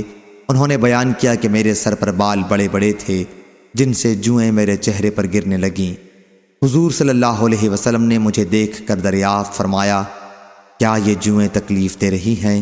میں نے کہا، جی ہاں۔ انہوں نے بیان کیا کہ پھر یہ آیت نازل ہوئی، پس اگر تم میں کوئی مریض ہو یا اس کے سر میں کوئی تکلیف دینے والی چیز ہو تو اسے بال منڈوا لینے چاہیے، اور 3 دن کے روزے یا صدقہ یا قربانی کا فدیہ دینا چاہیے۔ صحیح بخاری حدیث نمبر 4191۔ سعید نے بیان کیا، ان سے قتادہ نے اور ان سے انس بن مالک رضی اللہ عنہ نے بیان کیا کہ قبائل عقل و عرینہ کے کچھ لوگ نبی کریم صلی اللہ علیہ وسلم کی خدمت میں مدینہ آئے اور اسلام میں داخل ہو گئے۔ پھر انہوں نے کہا، اے اللہ کے نبی، ہم لوگ مویشی رکھتے تھے، کھیت وغیرہ ہمارے پاس نہیں تھے، اس لیے ہم صرف دودھ پر بسر اوقات کیا کرتے تھے، اور انہیں مدینے کی آب و ہوا ناموافق آئی تو آن حضرت صلی اللہ علیہ وسلم نے کچھ اونٹ اور ایک چرواہا ان کے ساتھ کر دیا اور فرمایا کہ انہی اونٹوں کا دودھ اور پیشاب پیو تو تمہیں صحت حاصل ہو جائے گی۔ وہ لوگ چراگاہ کی طرف گئے، لیکن مقام حرہ کے کنارے پہنچتے ہی وہ اسلام سے پھر گئے اور حضور اکرم صلی اللہ علیہ وسلم کے چرواہے کو قتل کر دیا اور اونٹوں کو لے کر بھاگنے لگے۔ اس کی خبر جب حضور اکرم صلی اللہ علیہ وسلم کو ملی تو آپ نے چند صحابہ کو ان کے پیچھے دوڑایا، وہ پکڑ کر مدینہ لائے گئے تو حضور صلی اللہ علیہ وسلم کے حکم سے ان کی آنکھوں میں گرم سلائیاں پھیر دی گئیں، کیونکہ انہوں نے بھی ایسا ہی کیا تھا، اور انہیں حرا کے کنارے چھوڑ دیا گیا۔ آخر وہ اسی حالت میں مر گئے۔ قتادہ نے بیان کیا کہ ہمیں یہ روایت پہنچی ہے کہ حضور اکرم صلی اللہ علیہ وسلم نے اس کے بعد صحابہ کو صدقے کا حکم دیا اور مسئلہ مقتول کی لاش بگاڑنا یا ایذا دے کر اسے قتل کرنا سے منع فرمایا۔ اور شعبہ، ابان اور حماد نے قتادہ سے بیان کیا کہ یہ لوگ عرینہ قبیلے کے تھے، عقل کا نام نہیں دیا۔ اور یحییٰ بن ابی کثیر اور ایوب نے بیان کیا ان سے ابو قلابہ نے اور ان سے انس رضی اللہ عنہ نے کہ قبیلہ عقل کے کچھ لوگ آئے۔ صحیح بخاری حدیث نمبر 4192۔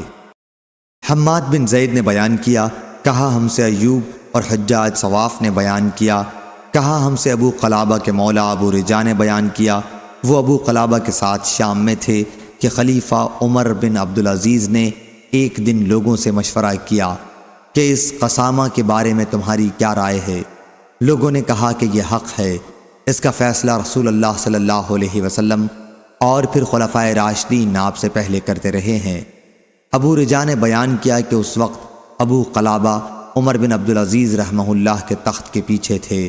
اتنے میں عنبسہ بن سعید نے کہا کہ پھر قبیلہ عرینہ کے لوگوں کے بارے میں حضرت انس رضی اللہ عنہ کی حدیث کہاں گئی؟ اس پر ابو قلابہ نے کہا کہ انس رضی اللہ عنہ نے خود مجھ سے یہ بیان کیا۔ عبدالعزیز بن صہیب نے اپنی روایت میں انس رضی اللہ عنہ کے حوالے سے صرف عرینہ کا نام لیا، اور ابو قلابہ نے اپنی روایت میں انس رضی اللہ عنہ کے حوالے سے صرف عقل کا نام لیا ہے، پھر یہی قصہ بیان کیا۔ صحیح بخاری حدیث نمبر 4193۔ حاتم بن اسماعیل نے بیان کیا، ان سے یزید بن ابی عبید نے بیان کیا، کہا میں نے سلمہ بن الاکوع رضی اللہ عنہ سے سنا، وہ بیان کرتے تھے کہ فجر کی اذان سے پہلے میں مدینے سے باہر غابہ کی طرف نکلا۔ رسول اللہ صلی اللہ علیہ وسلم کی دودھ دینے والی اونٹنیاں ذات القرد میں چرا کرتی تھیں۔ انہوں نے بیان کیا کہ راستے میں مجھے عبد الرحمن بن عوف رضی اللہ عنہ کے غلام ملے اور کہا کہ رسول اللہ صلی اللہ علیہ وسلم کی اونٹنیاں پکڑ لی گئی ہیں۔ میں نے پوچھا کہ کس نے پکڑا ہے؟ انہوں نے بتایا کہ قبیلہ غطفان والوں نے۔ انہوں نے بیان کیا کہ پھر میں نے 3 مرتبہ بڑی زور زور سے پکارا، یا صباحا۔ انہوں نے بیان کیا کہ اپنی آواز میں نے مدینے کے دونوں کناروں تک پہنچا دی، اور اس کے بعد میں سیدھا تیزی کے ساتھ دوڑتا ہوا آگے بڑھا اور آخر انہیں جا لیا۔ اس وقت وہ جانوروں کو پانی پلانے کے لیے اترے تھے۔ میں نے ان پر تیر برسانے شروع کر دیے۔ میں تیر اندازی میں ماہر تھا اور یہ شعر کہتا جاتا تھا، میں ابن الاکوع ہوں، آج ذلیلوں کی بربادی کا دن ہے۔ میں یہی رجس پڑھتا رہا اور آخر اونٹنیاں ان سے چھڑا لیں، بلکہ 30 چادریں ان کی میرے قبضے میں آ گئیں۔ سلمہ نے بیان کیا کہ اس کے بعد حضور اکرم صلی اللہ علیہ وسلم بھی صحابہ رضی اللہ عنہم کو ساتھ لے کر آ گئے۔ میں نے عرض کیا، یا رسول اللہ، میں نے تیر مار مار کر ان کو پانی نہیں پینے دیا اور وہ ابھی پیاسے ہیں، آپ فوراً ان کے تعاقب کے لیے فوج بھیج دیجئے۔ حضور صلی اللہ علیہ وسلم نے فرمایا، اے ابن الاکوع، جب تو نے کسی پر قابو پا لیا تو پھر نرمی اختیار کیا کر۔ سلمہ رضی اللہ عنہ نے بیان کیا، پھر ہم واپس آ گئے اور حضور اکرم صلی اللہ علیہ وسلم مجھے اپنی اونٹنی پر پیچھے بٹھا کر لائے، یہاں تک کہ ہم مدینہ واپس آ گئے۔ صحیح بخاری حدیث نمبر 4194۔ سوید بن نعمان رضی اللہ عنہ نے خبر دی کہ غزوہ خیبر کے لیے وہ بھی رسول کریم صلی اللہ علیہ وسلم کے ساتھ نکلے تھے۔ بیان کیا، جب ہم مقام صحابہ میں پہنچے جو خیبر کے نشیب میں واقع ہے، تو آن حضرت صلی اللہ علیہ وسلم نے عصر کی نماز پڑھی۔ پھر آپ نے توشہ سفر منگوایا۔ ستو کے سوا اور کوئی چیز آپ کی خدمت میں نہیں لائی گئی۔ وہ ستو آپ کے حکم سے بھگویا گیا اور وہی آپ نے بھی کھایا اور ہم نے بھی کھایا۔ اس کے بعد مغرب کی نماز کے لیے آپ کھڑے ہوئے، چونکہ وضو پہلے سے موجود تھا، اس لیے آن حضرت صلی اللہ علیہ وسلم نے بھی صرف کلی کی اور ہم نے بھی۔ پھر نماز پڑھی اور اس نماز کے لیے سرے سے وضو نہیں کیا۔ صحیح بخاری حدیث نمبر 4195۔ سلمہ بن اکو رضی اللہ عنہ نے بیان کیا کہ ہم نبی کریم صلی اللہ علیہ وسلم کے ساتھ خیبر کی طرف نکلے۔ رات کے وقت ہمارا سفر جاری تھا کہ ایک صاحب اسید بن حزیر نے عامر سے کہا، عامر اپنے کچھ شعر سناؤ۔ عامر شاعر تھا، اس فرمائش پر وہ سواری سے اتر کر حدیث خوانی کرنے لگے۔ کہا، اے اللہ، اگر تو نہ ہوتا تو ہمیں سیدھا راستہ نہ ملتا، نہ ہم صدقہ کر سکتے اور نہ ہم نماز پڑھ سکتے، بس ہماری جلدی مغفرت کر۔ جب تک ہم زندہ ہیں ہماری جانیں تیرے راستے میں فدا ہیں، اور اگر ہماری مٹ بھیڑ ہو جائے تو ہمیں ثابت رکھ، ہم پر سکنیت نازل فرما۔ ہمیں جب باطل کی طرف بلایا جاتا ہے تو ہم انکار کر دیتے ہیں، آج چلا چلا کر وہ ہمارے خلاف میدان میں آئے ہیں۔ حضور صلی اللہ علیہ وسلم نے فرمایا، کون شعر کہہ رہا ہے؟ لوگوں نے بتایا کہ عامر بن اکو۔ حضور صلی اللہ علیہ وسلم نے فرمایا، اللہ اس پر اپنی رحمت نازل فرمائے۔ صحابہ رضی اللہ عنہم نے عرض کیا، یا رسول اللہ، آپ نے تو انہیں شہادت کا مستحق قرار دے دیا، کاش ابھی اور ہمیں ان سے فائدہ اٹھانے دیتے۔ پھر ہم خیبر آئے اور قلعے کا محاصرہ کیا۔ اس کے دوران ہمیں سخت تکالیف اور فاقوں سے گزرنا پڑا۔ آخر اللہ تعالیٰ نے ہمیں فتح عطا فرمائی۔ جس دن قلعہ فتح ہونا تھا، اس کی رات جب ہوئی تو لشکر میں جگہ جگہ آگ جل رہی تھی۔ حضرت صلی اللہ علیہ وسلم نے پوچھا، یہ آگ کیسی ہے؟ کس چیز کے لیے اسے جگہ جگہ جلا رکھا ہے؟ صحابہ رضی اللہ عنہم بولے کہ یہ گوشت پکانے کے لیے۔ آپ نے دریافت فرمایا کہ کس جانور کا گوشت ہے؟ صحابہ رضی اللہ عنہم نے بتایا کہ پالتو گدھوں کا۔ حضرت صلی اللہ علیہ وسلم نے فرمایا کہ تمام گوشت پھینک دو اور ہانڈیوں کو توڑ دو۔ ایک صحابی رضی اللہ عنہم نے عرض کیا، یا رسول اللہ، ایسا کیوں نہ کر لیں کہ گوشت تو پھینک دیں اور ہانڈیوں کو دھو لیں؟ حضور صلی اللہ علیہ وسلم نے فرمایا کہ یوں ہی کر لو۔ پھر دن میں جب صحابہ رضی اللہ عنہم نے جنگ کے لیے صف بندی کی تو چونکہ حضرت عامر رضی اللہ عنہ کی تلوار چھوٹی تھی، اس لیے انہوں نے جب ایک یہودی کی پنڈلی پر جھک کر وار کرنا چاہا تو خود انہی کی تلوار کی دھار سے ان کے گھٹنے کا اوپر کا حصہ زخمی ہو گیا اور ان کی شہادت اسی میں ہو گئی۔ بیان کیا کہ پھر جب لشکر واپس ہو رہا تھا تو سلمہ بن الاکو رضی اللہ عنہ کا بیان ہے کہ مجھے حضور صلی اللہ علیہ وسلم نے دیکھا اور میرا ہاتھ پکڑ کر فرمایا، کیا بات ہے؟ میں نے عرض کیا، میرے ماں باپ آپ پر قربان ہوں۔ بعض لوگوں کا خیال ہے کہ عامر رضی اللہ عنہ کا سارا عمل اکارت ہو گیا، کیونکہ خود اپنی ہی تلوار سے ان کی وفات ہوئی۔ حضور صلی اللہ علیہ وسلم نے فرمایا، جھوٹا ہے وہ شخص جو اس طرح کی باتیں کرتا ہے، انہیں تو دوہرا اجر ملے گا۔ پھر آپ نے اپنی دونوں انگلیوں کو ایک ساتھ ملایا، انہوں نے تکلیف اور مشقت بھی اٹھائی اور اللہ کے راستے میں جہاد بھی کیا۔ شاید ہی کوئی عربی ہو جس نے ان جیسی مثال قائم کی ہو۔ ہم سے قتیبہ نے بیان کیا، ان سے حاتم نے بجائے مشی بہا کے نشا بہا نقل کیا، یعنی کوئی عرب مدینے میں عامر رضی اللہ عنہ جیسا پیدا نہیں ہوا۔ صحیح بخاری حدیث نمبر 4196۔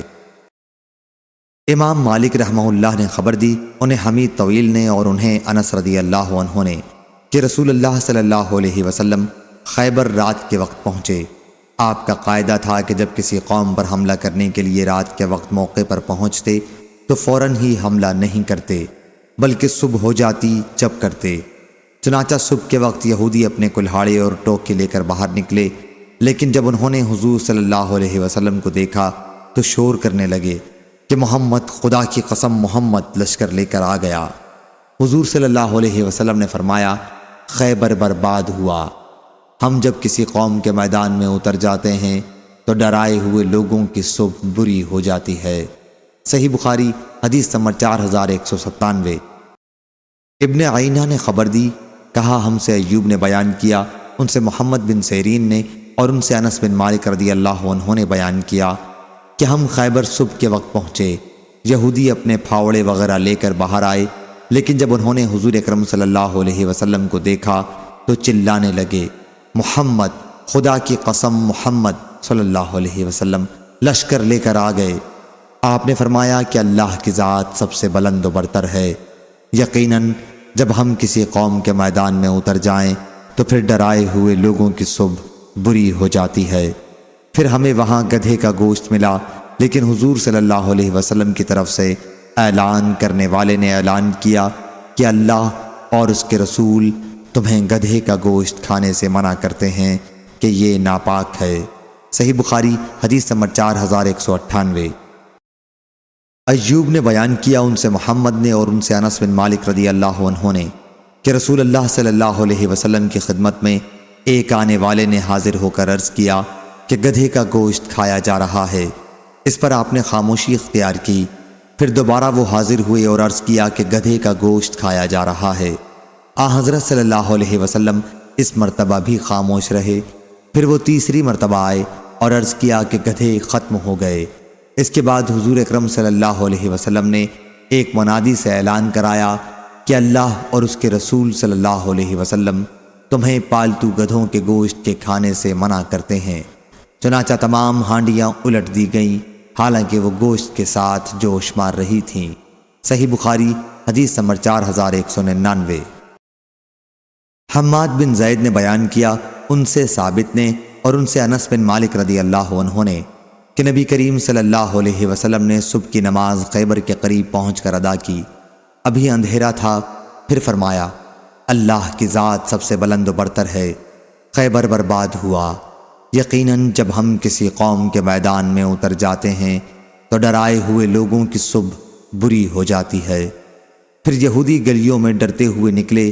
آخر حضور اکرم صلی اللہ علیہ وسلم نے ان کے جنگ کرنے والے لوگوں کو قتل کرا دیا اور عورتوں اور بچوں کو قید کر لیا۔ قیدیوں میں ام المومنین حضرت صفیہ رضی اللہ عنہا بھی تھیں، جو واہیہ کلبی رضی اللہ عنہ کے حصے میں آئی تھیں۔ پھر وہ حضور اکرم صلی اللہ علیہ وسلم کی خدمت میں آ گئیں، چنانچہ آپ نے ان سے نکاح کر لیا اور ان کے مہر میں انہیں آزاد کر دیا۔ عبدالعزیز بن صہیب نے ثابت سے پوچھا، ابو محمد کیا تم نے یہ پوچھا تھا کہ حضور صلی اللہ علیہ وسلم نے صفیہ رضی اللہ عنہا کو مہر میں کیا دیا تھا؟ ثابت رضی اللہ عنہ نے اس بات میں سر ہلایا۔ صحیح بخاری حدیث نمبر 4200۔ عبدالعزیز بن صہیب نے بیان کیا کہ میں نے انس بن مالک رضی اللہ عنہ سے سنا، انہوں نے بیان کیا صفیہ رضی اللہ عنہا رسول اللہ صلی اللہ علیہ وسلم کے قیدیوں میں تھیں، لیکن آپ نے انہیں آزاد کر کے ان سے نکاح کر لیا تھا۔ ثابت رضی اللہ عنہ نے انس رضی اللہ عنہ سے پوچھا، حضور صلی اللہ علیہ وسلم نے انہیں مہر کیا دیا تھا؟ انہوں نے کہا کہ خود انہی کو ان کے مہر میں دیا تھا، یعنی انہیں آزاد کر دیا تھا۔ صحیح بخاری حدیث نمبر 4201۔ سہل بن سعد سعدی رضی اللہ عنہ نے بیان کیا کہ رسول اللہ صلی اللہ علیہ وسلم نے اپنے لشکر کے ساتھ مشرکین یعنی یہود خیبر کا مقابلہ کیا۔ دونوں طرف سے لوگوں نے جنگ کی۔ پھر جب آپ اپنے خیمے کی طرف واپس ہوئے اور یہودی بھی اپنے خیموں میں واپس چلے گئے تو رسول اللہ صلی اللہ علیہ وسلم کے ایک صحابی کے متعلق کسی نے ذکر کیا کہ یہودیوں کا کوئی بھی آدمی اگر انہیں مل جائے تو وہ اس کا پیچھا کر کے اسے قتل کیے بغیر نہیں رہتے۔ کہا گیا کہ آج فلاں شخص ہماری طرف سے جتنی بہادری اور ہمت سے لڑا ہے شاید اتنی بہادری سے کوئی بھی نہیں لڑا ہوگا، لیکن حضور صلی اللہ علیہ وسلم نے ان کے متعلق فرمایا کہ وہ اہل دوزخ میں سے ہے۔ ایک صحابی رضی اللہ عنہ نے اس پر کہا کہ میں ان کے ساتھ ساتھ رہوں گا۔ بیان کیا کہ پھر وہ ان کے پیچھے ہو لیے، جہاں وہ ٹھہر جاتے وہ بھی ٹھہر جاتے اور جہاں وہ دوڑ کر چلتے یہ بھی دوڑنے لگتے۔ بیان کیا کہ پھر وہ صاحب زخمی ہو گئے انتہائی شدید طور پر اور چاہا کہ جلدی موت آ جائے، اس لیے انہوں نے اپنی تلوار زمین میں گاڑ دی اور اس کی نوک سینے کے مقابل کر کے اس پر گر پڑے اور اس طرح خودکشی کر لی۔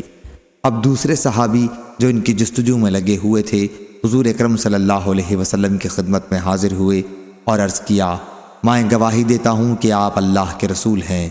پوچھا کیا بات ہے؟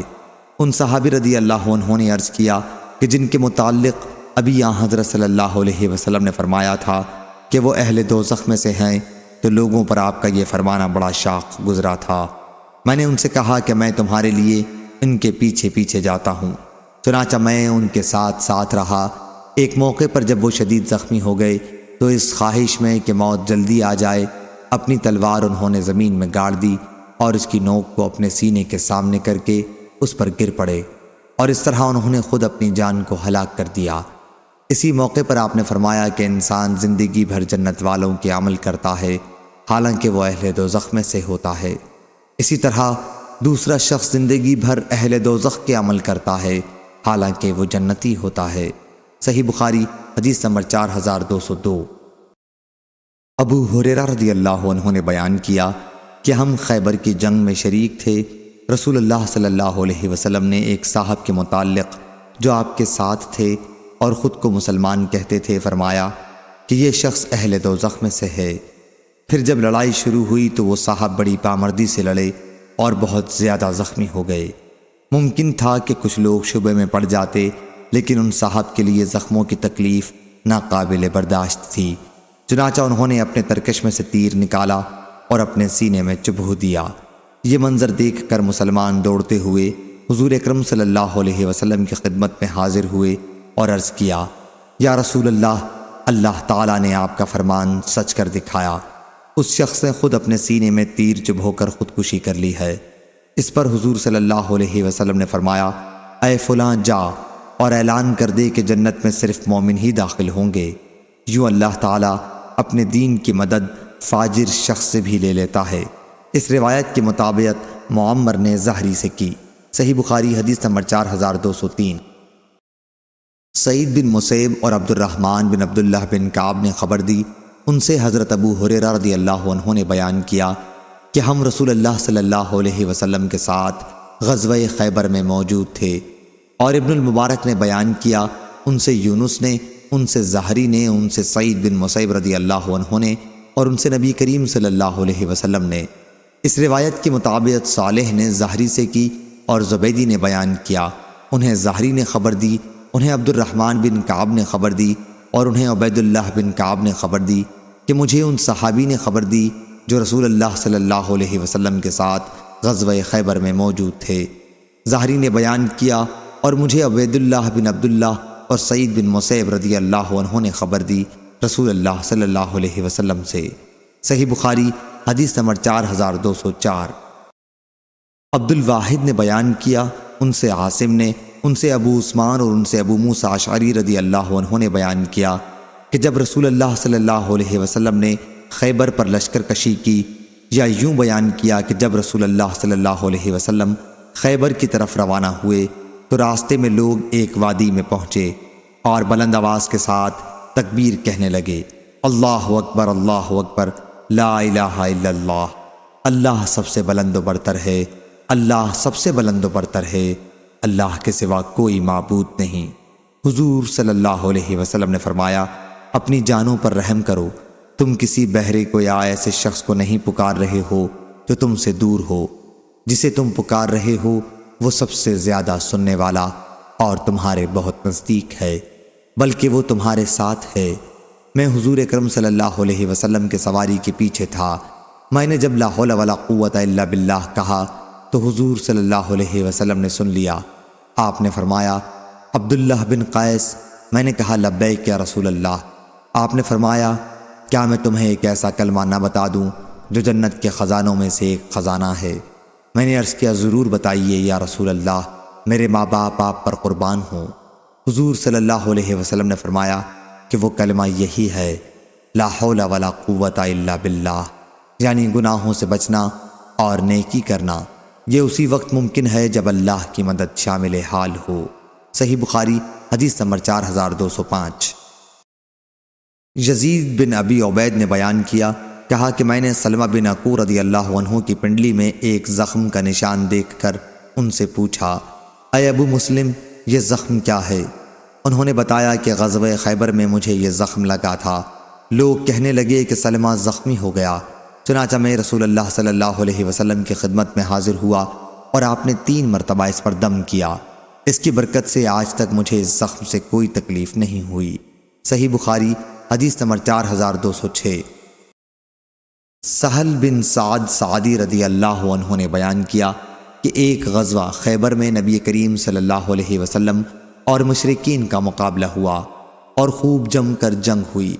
آخر دونوں لشکر اپنے اپنے خیموں کی طرف واپس ہوئے اور مسلمانوں میں ایک آدمی تھا جنہیں مشرکین کی طرف کا کوئی شخص کہیں مل جاتا تو اس کا پیچھا کر کے قتل کیے بغیر وہ نہ رہتے۔ کہا گیا کہ یا رسول اللہ، جتنی بہادری سے آج فلاں شخص لڑا ہے اتنی بہادری سے تو کوئی نہ لڑا ہوگا۔ حضور صلی اللہ علیہ وسلم نے فرمایا کہ وہ اہل دوزخ میں سے ہے۔ صحابہ رضی اللہ عنہم نے کہا اگر یہ بھی دوزخی ہے تو پھر ہم جیسے لوگ کس طرح جنت والے ہو سکتے ہیں؟ اس پر ایک صحابی بولے کہ میں ان کے پیچھے پیچھے رہوں گا۔ چنانچہ جب وہ دوڑتے یا آہستہ چلتے تو میں ان کے ساتھ ساتھ ہوتا۔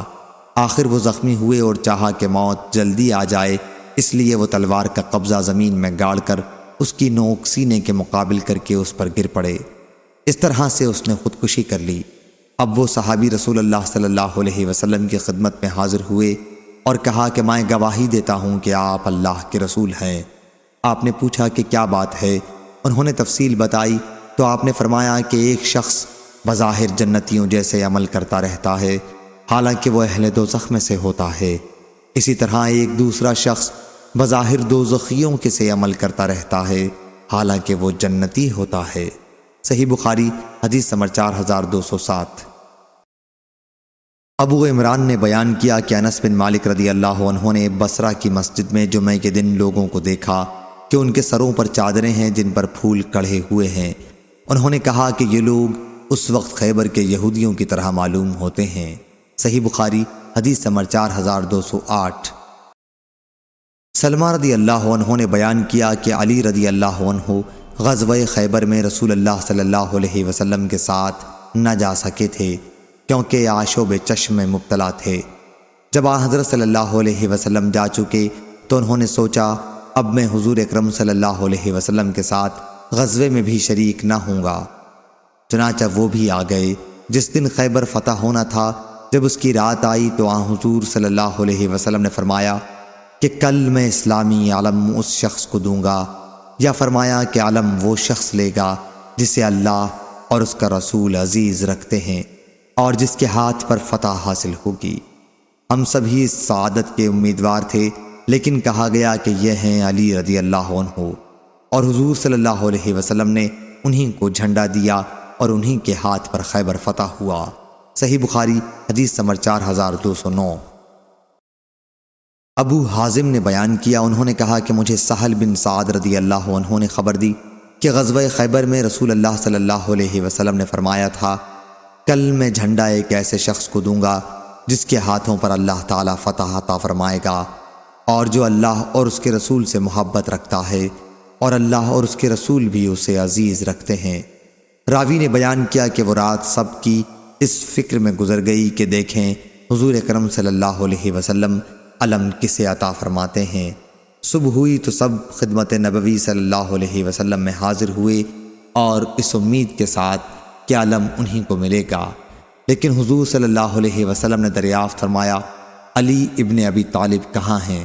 عرض کیا گیا کہ یا رسول اللہ وہ تو آنکھوں کی تکلیف میں مبتلا ہیں۔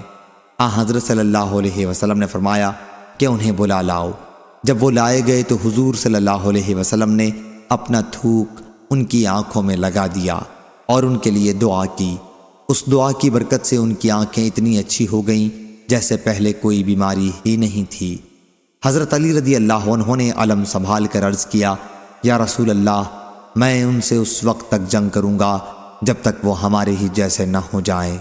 حضور صلی اللہ علیہ وسلم نے فرمایا یوں ہی چلے جاؤ، ان کے میدان میں اتر کر پہلے انہیں اسلام کی دعوت دو اور بتاؤ کہ اللہ کا ان پر کیا حق ہے۔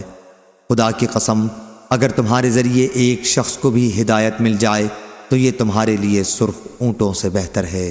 صحیح بخاری حدیث نمبر 4210۔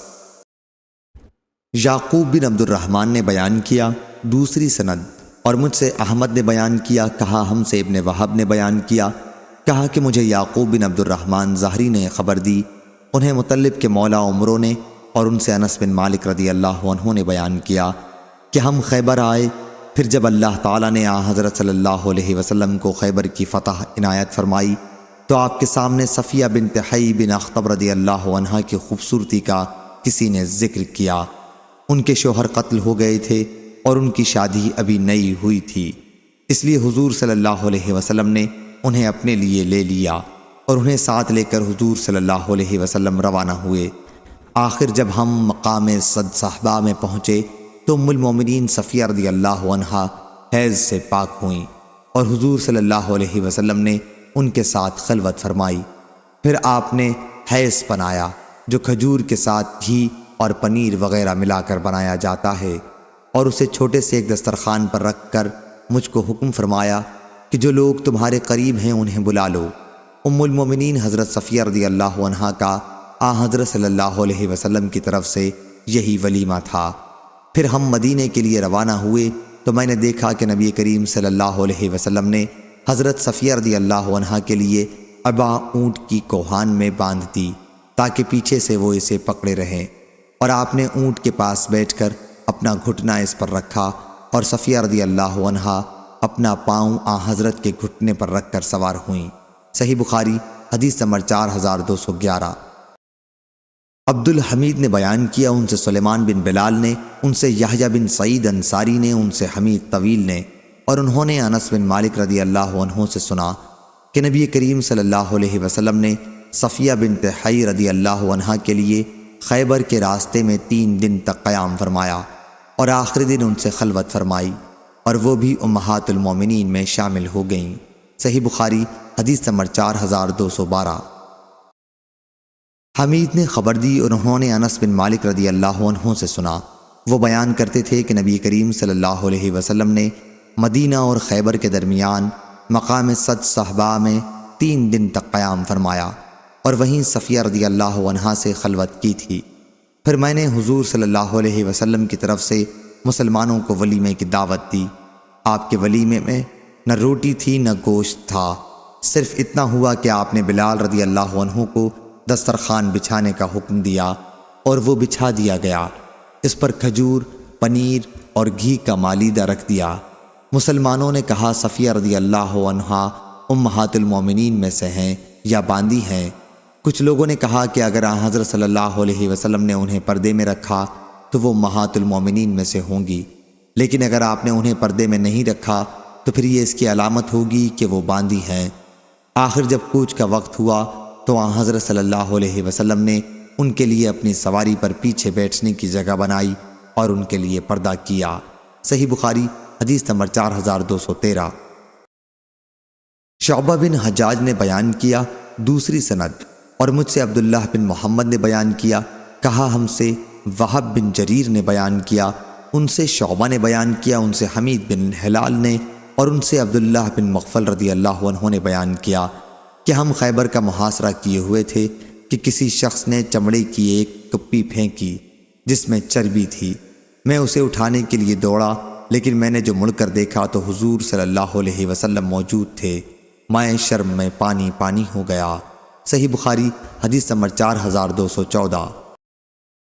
عبداللہ بن عمر رضی اللہ عنہ نے بیان کیا کہ غزوہ خیبر کے موقع پر نبی کریم صلی اللہ علیہ وسلم نے لہسن اور پالتو گدھوں کے کھانے سے منع فرمایا تھا۔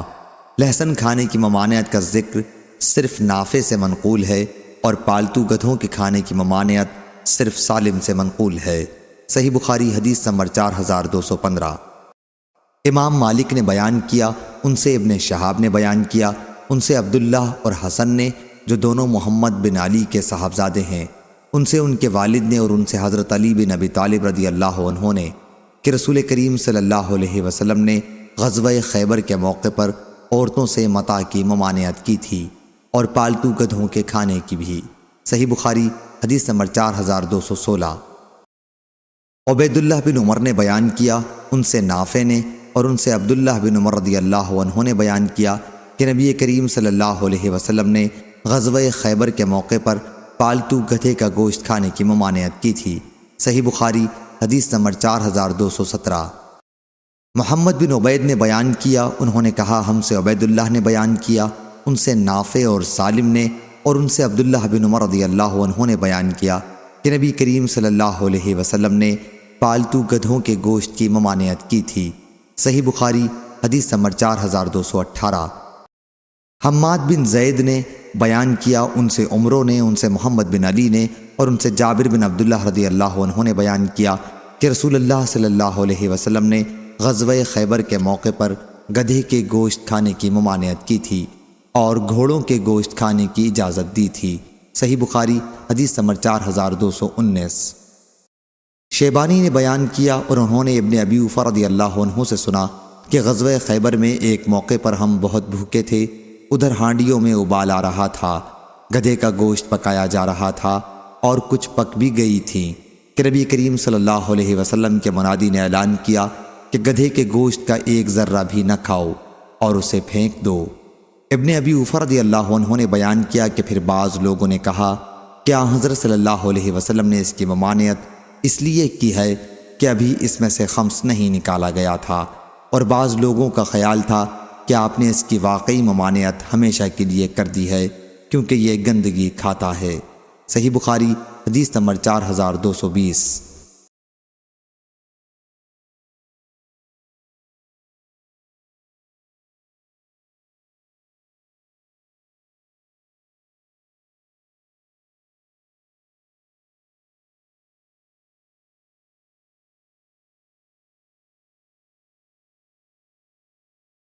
برا بن عازب رضی اللہ عنہ نے بیان کیا کہ ہم نبی کریم صلی اللہ علیہ وسلم کے ساتھ غزوہ میں شریک تھے، پھر پہلی حدیث کی طرح روایت نقل کی۔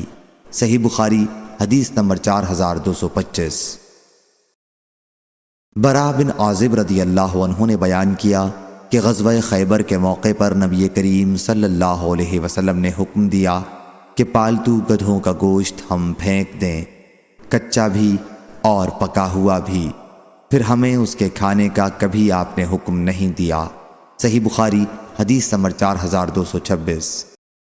ابن عباس رضی اللہ عنہ نے بیان کیا کہ مجھے معلوم نہیں کہ آیا حضرت صلی اللہ علیہ وسلم نے گدھے کا گوشت کھانے سے اس لیے منع کیا تھا کہ اس سے بوجھ ڈھونے کا کام لیا جاتا ہے، اور آپ نے پسند نہیں فرمایا کہ بوجھ ڈھونے والے جانور ختم ہو جائیں، یا آپ نے صرف غزوہ خیبر کے موقع پر پالتو گدھوں کے گوشت کی ممانعت کی تھی۔ صحیح بخاری حدیث نمبر 4227۔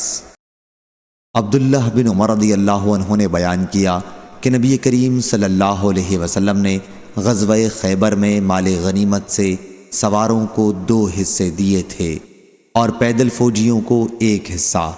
اس کی تفسیر نافع نے اس طرح کی ہے کہ اگر کسی شخص کے ساتھ گھوڑا ہوتا تو اسے 3 حصے ملتے تھے، اور اگر گھوڑا نہ ہوتا تو صرف 1 حصہ ملتا تھا۔ صحیح بخاری حدیث نمبر 4228۔ جبیر بن مطعم رضی اللہ عنہ نے خبر دی کہ میں اور عثمان بن عفان رضی اللہ عنہ نبی کریم صلی اللہ علیہ وسلم کی خدمت میں حاضر ہوئے۔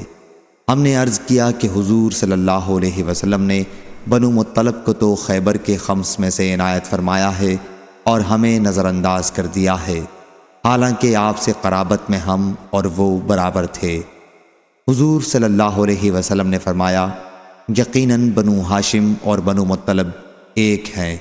جبیر بن مطعم رضی اللہ عنہ نے بیان کیا کہ حضور صلی اللہ علیہ وسلم نے بنو عبد شمس اور بنو نوفل کو خمس میں سے کچھ نہیں دیا تھا۔ صحیح بخاری حدیث نمبر 4229۔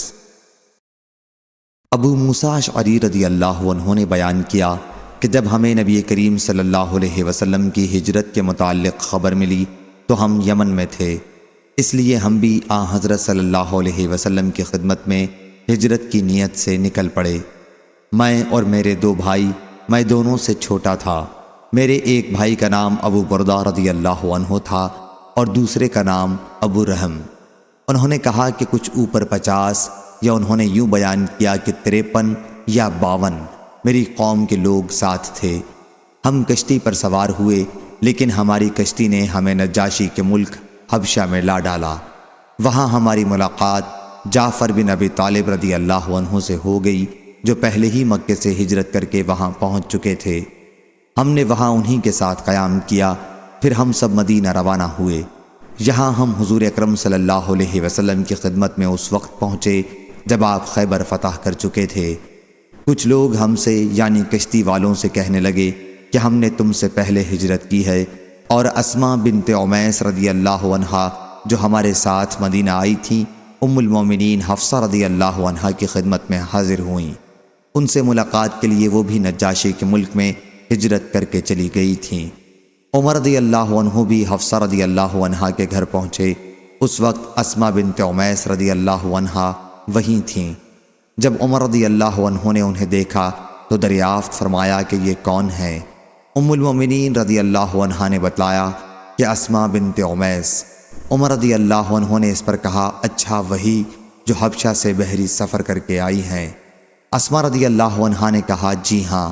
عمر رضی اللہ عنہ نے ان سے کہا کہ ہم تم لوگوں سے ہجرت میں آگے ہیں، اس لیے رسول اللہ صلی اللہ علیہ وسلم سے ہم تمہارے مقابلے میں زیادہ قریب ہیں۔ اسماء رضی اللہ عنہا اس پر بہت غصہ ہو گئیں اور کہا، ہرگز نہیں، خدا کی قسم تم لوگ رسول اللہ صلی اللہ علیہ وسلم کے ساتھ رہے ہو، تم میں جو بھوکے ہوتے تھے اسے آن حضرت صلی اللہ علیہ وسلم کھانا کھلاتے تھے، اور جو ناواقف ہوتے اسے آن حضرت صلی اللہ علیہ وسلم نصیحت و موعظت کیا کرتے تھے، لیکن ہم بہت دور حبشہ میں غیروں اور دشمنوں کے ملک میں رہتے تھے۔ یہ سب کچھ ہم نے اللہ اور اس کے رسول کے راستے ہی میں تو کیا، اور خدا کی قسم میں اس وقت تک نہ کھانا کھاؤں گی نہ پانی پیوں گی جب تک تمہاری بات رسول اللہ صلی اللہ علیہ وسلم سے نہ کہہ لوں۔ ہمیں اذیت دی جاتی تھی، دھمکایا ڈرایا جاتا تھا۔ میں حضور صلی اللہ علیہ وسلم سے اس کا ذکر کروں گی اور آپ سے اس کے متعلق پوچھوں گی۔ خدا کی قسم کہ نہ میں جھوٹ بولوں گی نہ کجروی اختیار کروں گی، اور نہ کسی خلاف واقعہ بات کا اضافہ کروں گی۔ صحیح بخاری حدیث نمبر 4230۔ چنانچہ جب حضور اکرم صلی اللہ علیہ وسلم تشریف لائے تو انہوں نے عرض کیا، یا نبی اللہ، عمر اس طرح کی باتیں کرتے ہیں۔ حضور صلی اللہ علیہ وسلم نے دریافت فرمایا کہ تم نے انہیں کیا جواب دیا؟ انہوں نے عرض کیا کہ میں نے انہیں یہ جواب دیا تھا۔ حضرت صلی اللہ علیہ وسلم نے اس پر فرمایا کہ وہ تم سے زیادہ مجھ سے قریب نہیں ہے۔ انہیں اور ان کے ساتھیوں کو صرف ایک ہجرت حاصل ہوئی، اور تم کشتی والوں نے 2 ہجرتوں کا شرف حاصل کیا۔ انہوں نے بیان کیا کہ اس واقعے کے بعد ابو موسیٰ رضی اللہ عنہ اور تمام کشتی والے میرے پاس گروہ در گروہ آنے لگے اور مجھ سے اس حدیث کے متعلق پوچھنے لگے۔ ان کے لیے دنیا میں حضور اکرم صلی اللہ علیہ وسلم کے ان کے متعلق اس ارشاد سے زیادہ خوشکن اور باعث فخر اور کوئی چیز نہیں تھی۔ صحیح بخاری حدیث نمبر 4231۔ ابو بردہ رضی اللہ عنہ نے بیان کیا کہ اسماء رضی اللہ عنہا نے بیان کیا کہ ابو موسیٰ رضی اللہ عنہ مجھ سے اس حدیث کو بار بار سنتے تھے۔ ابو بردہ رضی اللہ عنہ نے بیان کیا اور ان سے ابو موسیٰ رضی اللہ عنہ نے کیا حضرت صلی اللہ علیہ وسلم نے فرمایا، جب میرے اشعری احباب رات میں آتے ہیں تو میں ان کی قرآن کی تلاوت کی آواز پہچان جاتا ہوں، اگرچہ دن میں نے ان کی اقامت گاہوں کو نہ دیکھا ہو، لیکن جب رات میں وہ قرآن پڑھتے ہیں تو ان کی آواز سے میں ان کی اقامت گاہوں کو پہچان لیتا ہوں۔ میرے انہی اشعری احباب میں ایک مرد دانا بھی ہے کہ جب کہیں اس کی سواروں سے مٹ بھیڑ ہو جاتی ہے یا آپ نے فرمایا کہ دشمن سے، تو ان سے کہتا ہے کہ میرے دوستوں نے کہا ہے کہ تم تھوڑی دیر کے لیے ان کا انتظار کر لو۔ صحیح بخاری حدیث نمبر 4232۔ برید بن عبداللہ نے بیان کیا، ان سے ابو بردہ نے اور ان سے ابو موسیٰ اشعری رضی اللہ عنہ نے بیان کیا کہ خیبر کی فتح کے بعد ہم نبی کریم صلی اللہ علیہ وسلم کی خدمت میں پہنچے، لیکن حضرت صلی اللہ علیہ وسلم نے مال غنیمت میں ہمارا بھی حصہ لگایا۔ آپ نے ہمارے سوا کسی بھی ایسے شخص کا حصہ مال غنیمت میں نہیں لگایا جو فتح کے وقت اسلامی لشکر کے ساتھ موجود نہ رہا ہو۔ صحیح بخاری حدیث نمبر 4233۔ ابن مطی کے مولا سالم نے بیان کیا اور انہوں نے ابو ہریرہ رضی اللہ عنہ سے سنا، انہوں نے بیان کیا کہ جب خیبر فتح ہوا تو مال غنیمت میں سونا اور چاندی نہیں ملا تھا، بلکہ گائے، اونٹ، سامان اور باغات ملے تھے۔ پھر ہم رسول اللہ صلی اللہ علیہ وسلم کے ساتھ وادی القرا کی طرف لوٹے۔ حضرت صلی اللہ علیہ وسلم کے ساتھ ایک مدغم نامی غلام تھا جو بنی ضواب کے ایک صحابی نے آپ کو ہدیے میں دیا تھا۔ وہ حضرت صلی اللہ علیہ وسلم کا کجاوا اتار رہا تھا کہ کسی نامعلوم سمت سے ایک تیر آ کر ان کے لگا۔ لوگوں نے کہا مبارک ہو، شہادت، لیکن حضور صلی اللہ علیہ وسلم نے فرمایا ہرگز نہیں، اس ذات کی قسم جس کے ہاتھ میں میری جان ہے، جو چادر اس نے خیبر میں تقسیم سے پہلے مال غنیمت میں سے چرائی تھی وہ اس پر آگ کا شعلہ بن کر بھڑک رہی ہے۔ یہ سن کر ایک دوسرے صحابی ایک یا دو تسمے لے کر حضرت صلی اللہ علیہ وآلہ وسلم کی خدمت میں حاضر ہوئے اور عرض کیا کہ یہ میں نے اٹھا لیے تھے۔ حضرت صلی اللہ علیہ وسلم نے فرمایا کہ یہ بھی جہنم کا تسمہ بنتا۔ صحیح بخاری حدیث نمبر 4234۔ زید نے خبر دی انہیں ان کے والد نے، اور انہوں نے عمر بن خطاب رضی اللہ عنہ سے سنا۔ انہوں نے کہا ہاں، اس ذات کی قسم جس کے ہاتھ میں میری جان ہے، اگر اس کا خطرہ نہ ہوتا کہ بعد کی نسلیں بے جائیداد رہ جائیں گی اور ان کے پاس کچھ نہ ہوگا، تو جو بھی بستی میرے زمانے خلافت میں فتح ہوتی میں اسے اسی طرح تقسیم کر دیتا جس طرح نبی کریم صلی اللہ علیہ وسلم نے خیبر کی تقسیم کی تھی۔ میں ان مفتوحہ اراضی کو بعد میں آنے والے مسلمانوں کے لیے محفوظ چھوڑے جا رہا ہوں تاکہ وہ اسے تقسیم کرتے رہیں۔ صحیح بخاری حدیث نمبر 4235۔ ابن مہدی نے بیان کیا ان سے امام مالک بن انس رضی اللہ عنہ نے، ان سے زید بن اسلم نے، ان سے ان کے والد نے، کہ حضرت عمر رضی اللہ عنہ نے کہا اگر بعد میں آنے والے مسلمانوں کا خیال نہ ہوتا تو جو بستی بھی میرے دور میں فتح ہوتی میں اسے اسی طرح تقسیم کر دیتا جس طرح نبی کریم صلی اللہ علیہ وسلم نے خیبر کی تقسیم کر دی تھی۔ صحیح بخاری حدیث نمبر 4236۔ علی بن عبداللہ نے بیان کیا، کہا ہم سے سفیان نے بیان کیا، کہا کہ میں نے زہری سے سنا اور ان سے اسماعیل بن امیہ نے سوال کیا تھا، تو انہوں نے بیان کیا کہ مجھے عنبسہ بن سعید نے خبر دی کہ ابو ہریرہ رضی اللہ عنہ نبی کریم صلی اللہ علیہ وسلم کی خدمت میں حاضر ہوئے اور آپ سے خیبر کی غنیمت میں سے حصہ مانگا۔ سعید بن عاص کے ایک لڑکے ابان بن سعید رضی اللہ عنہ نے کہا کہ یا رسول اللہ انہیں نہ دیجیے۔ اس پر ابو ہریرہ رضی اللہ عنہ نے کہا کہ یہ شخص تو ابن قوقل کا قاتل ہے۔ ابان رضی اللہ عنہ اس پر بولے حیرت ہے اس دبر بلی سے چھوٹا ایک جانور پر جو قدوم الدان پہاڑی سے اتر آیا ہے۔ صحیح بخاری حدیث نمبر 4237۔ زہری نے بیان کیا انہیں عنبسہ بن سعید نے خبر دی، انہوں نے ابو ہریرہ رضی اللہ عنہ سے سنا، وہ سعید بن عاص رضی اللہ عنہ کو خبر دے رہے تھے کہ ابان رضی اللہ عنہ کو حضور اکرم صلی اللہ علیہ وسلم نے کسی سریہ پر مدینے سے نجد کی طرف بھیجا تھا۔ ابو ہریرہ رضی اللہ عنہ نے بیان کیا کہ پھر ابان رضی اللہ عنہ اور ان کے ساتھی حضرت صلی اللہ علیہ وسلم کی خدمت میں حاضر ہوئے۔ خیبر فتح ہو چکا تھا، ان لوگوں کے گھوڑے تنگ چھال ہی کے تھے، یعنی انہوں نے مہم میں کوئی کامیابی حاصل نہیں کی تھی۔ ابو ہریرہ رضی اللہ عنہ نے بیان کیا کہ میں نے عرض کیا یا رسول اللہ غنیمت میں ان کا حصہ نہ لگائیے۔ اس پر ابان رضی اللہ عنہ بولے اے وبر، تیری حیثیت تو صرف یہ ہے کہ قدوم الدان کی چوٹی سے اتر آیا ہے۔ حضرت صلی اللہ علیہ وسلم نے فرمایا ابان بیٹھ جا۔ حضرت صلی اللہ علیہ وسلم نے ان لوگوں کا حصہ نہیں لگایا۔ صحیح بخاری حدیث نمبر 4238۔ عمرو بن یحییٰ بن سعید نے بیان کیا، کہا کہ مجھے میرے دادا نے خبر دی اور انہیں ابان بن سعید رضی اللہ عنہ نے کہ وہ نبی کریم صلی اللہ علیہ وسلم کی خدمت میں حاضر ہوئے اور سلام کیا۔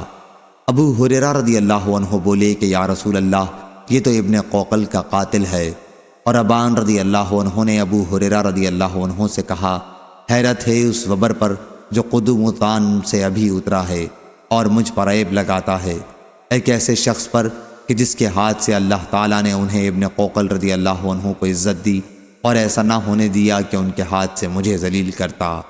صحیح بخاری حدیث نمبر 4239۔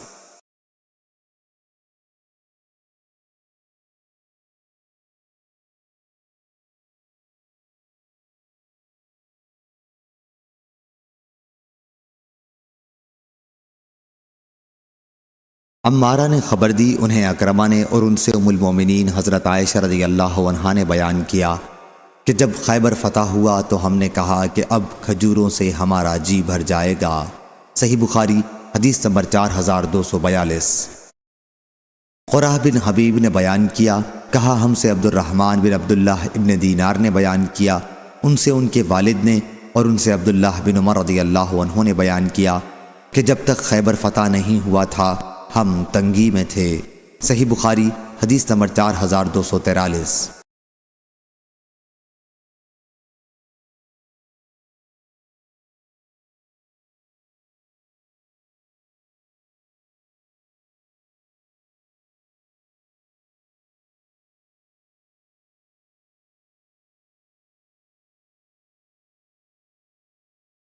عبداللہ نے بیان کیا کہ نبی کریم صلی اللہ علیہ وسلم نے خیبر کی زمین و باغات وہاں کے یہودیوں کے پاس ہی رہنے دیے تھے کہ وہ ان میں کام کریں اور بوئیں جوتیں، اور انہیں ان کی پیداوار کا آدھا حصہ ملے گا۔ صحیح بخاری حدیث نمبر 4248۔ سعید نے بیان کیا، ان سے ابو ہریرہ رضی اللہ عنہ نے بیان کیا کہ خیبر کی فتح کے بعد نبی کریم صلی اللہ علیہ وسلم کو ایک یہودی عورت کی طرف سے بکری کے گوشت کا ہدیہ پیش کیا گیا جس میں زہر ملا ہوا تھا۔ صحیح بخاری حدیث نمبر 4249۔ عبداللہ بن دینار نے بیان کیا، اور ان سے عبداللہ بن عمر رضی اللہ عنہ نے بیان کیا کہ ایک جماعت کا امیر رسول اللہ صلی اللہ علیہ وسلم نے اسامہ بن زید کو بنایا۔ ان کی امارت پر بعض لوگوں کو اعتراض ہوا تو آن حضرت صلی اللہ علیہ وسلم نے فرمایا کہ آج تم کو اس کی عمارت پر اعتراض ہے، تم ہی کچھ دن پہلے اس کے باپ کی عمارت پر اعتراض کر چکے ہو، حالانکہ خدا کی قسم وہ عمارت کے مستحق اور اہل تھے، اس کے علاوہ وہ مجھے سب سے زیادہ عزیز تھے، جس طرح یہ اسامہ رضی اللہ عنہ ان کے بعد مجھے سب سے زیادہ عزیز ہے۔ صحیح بخاری حدیث نمبر 4250۔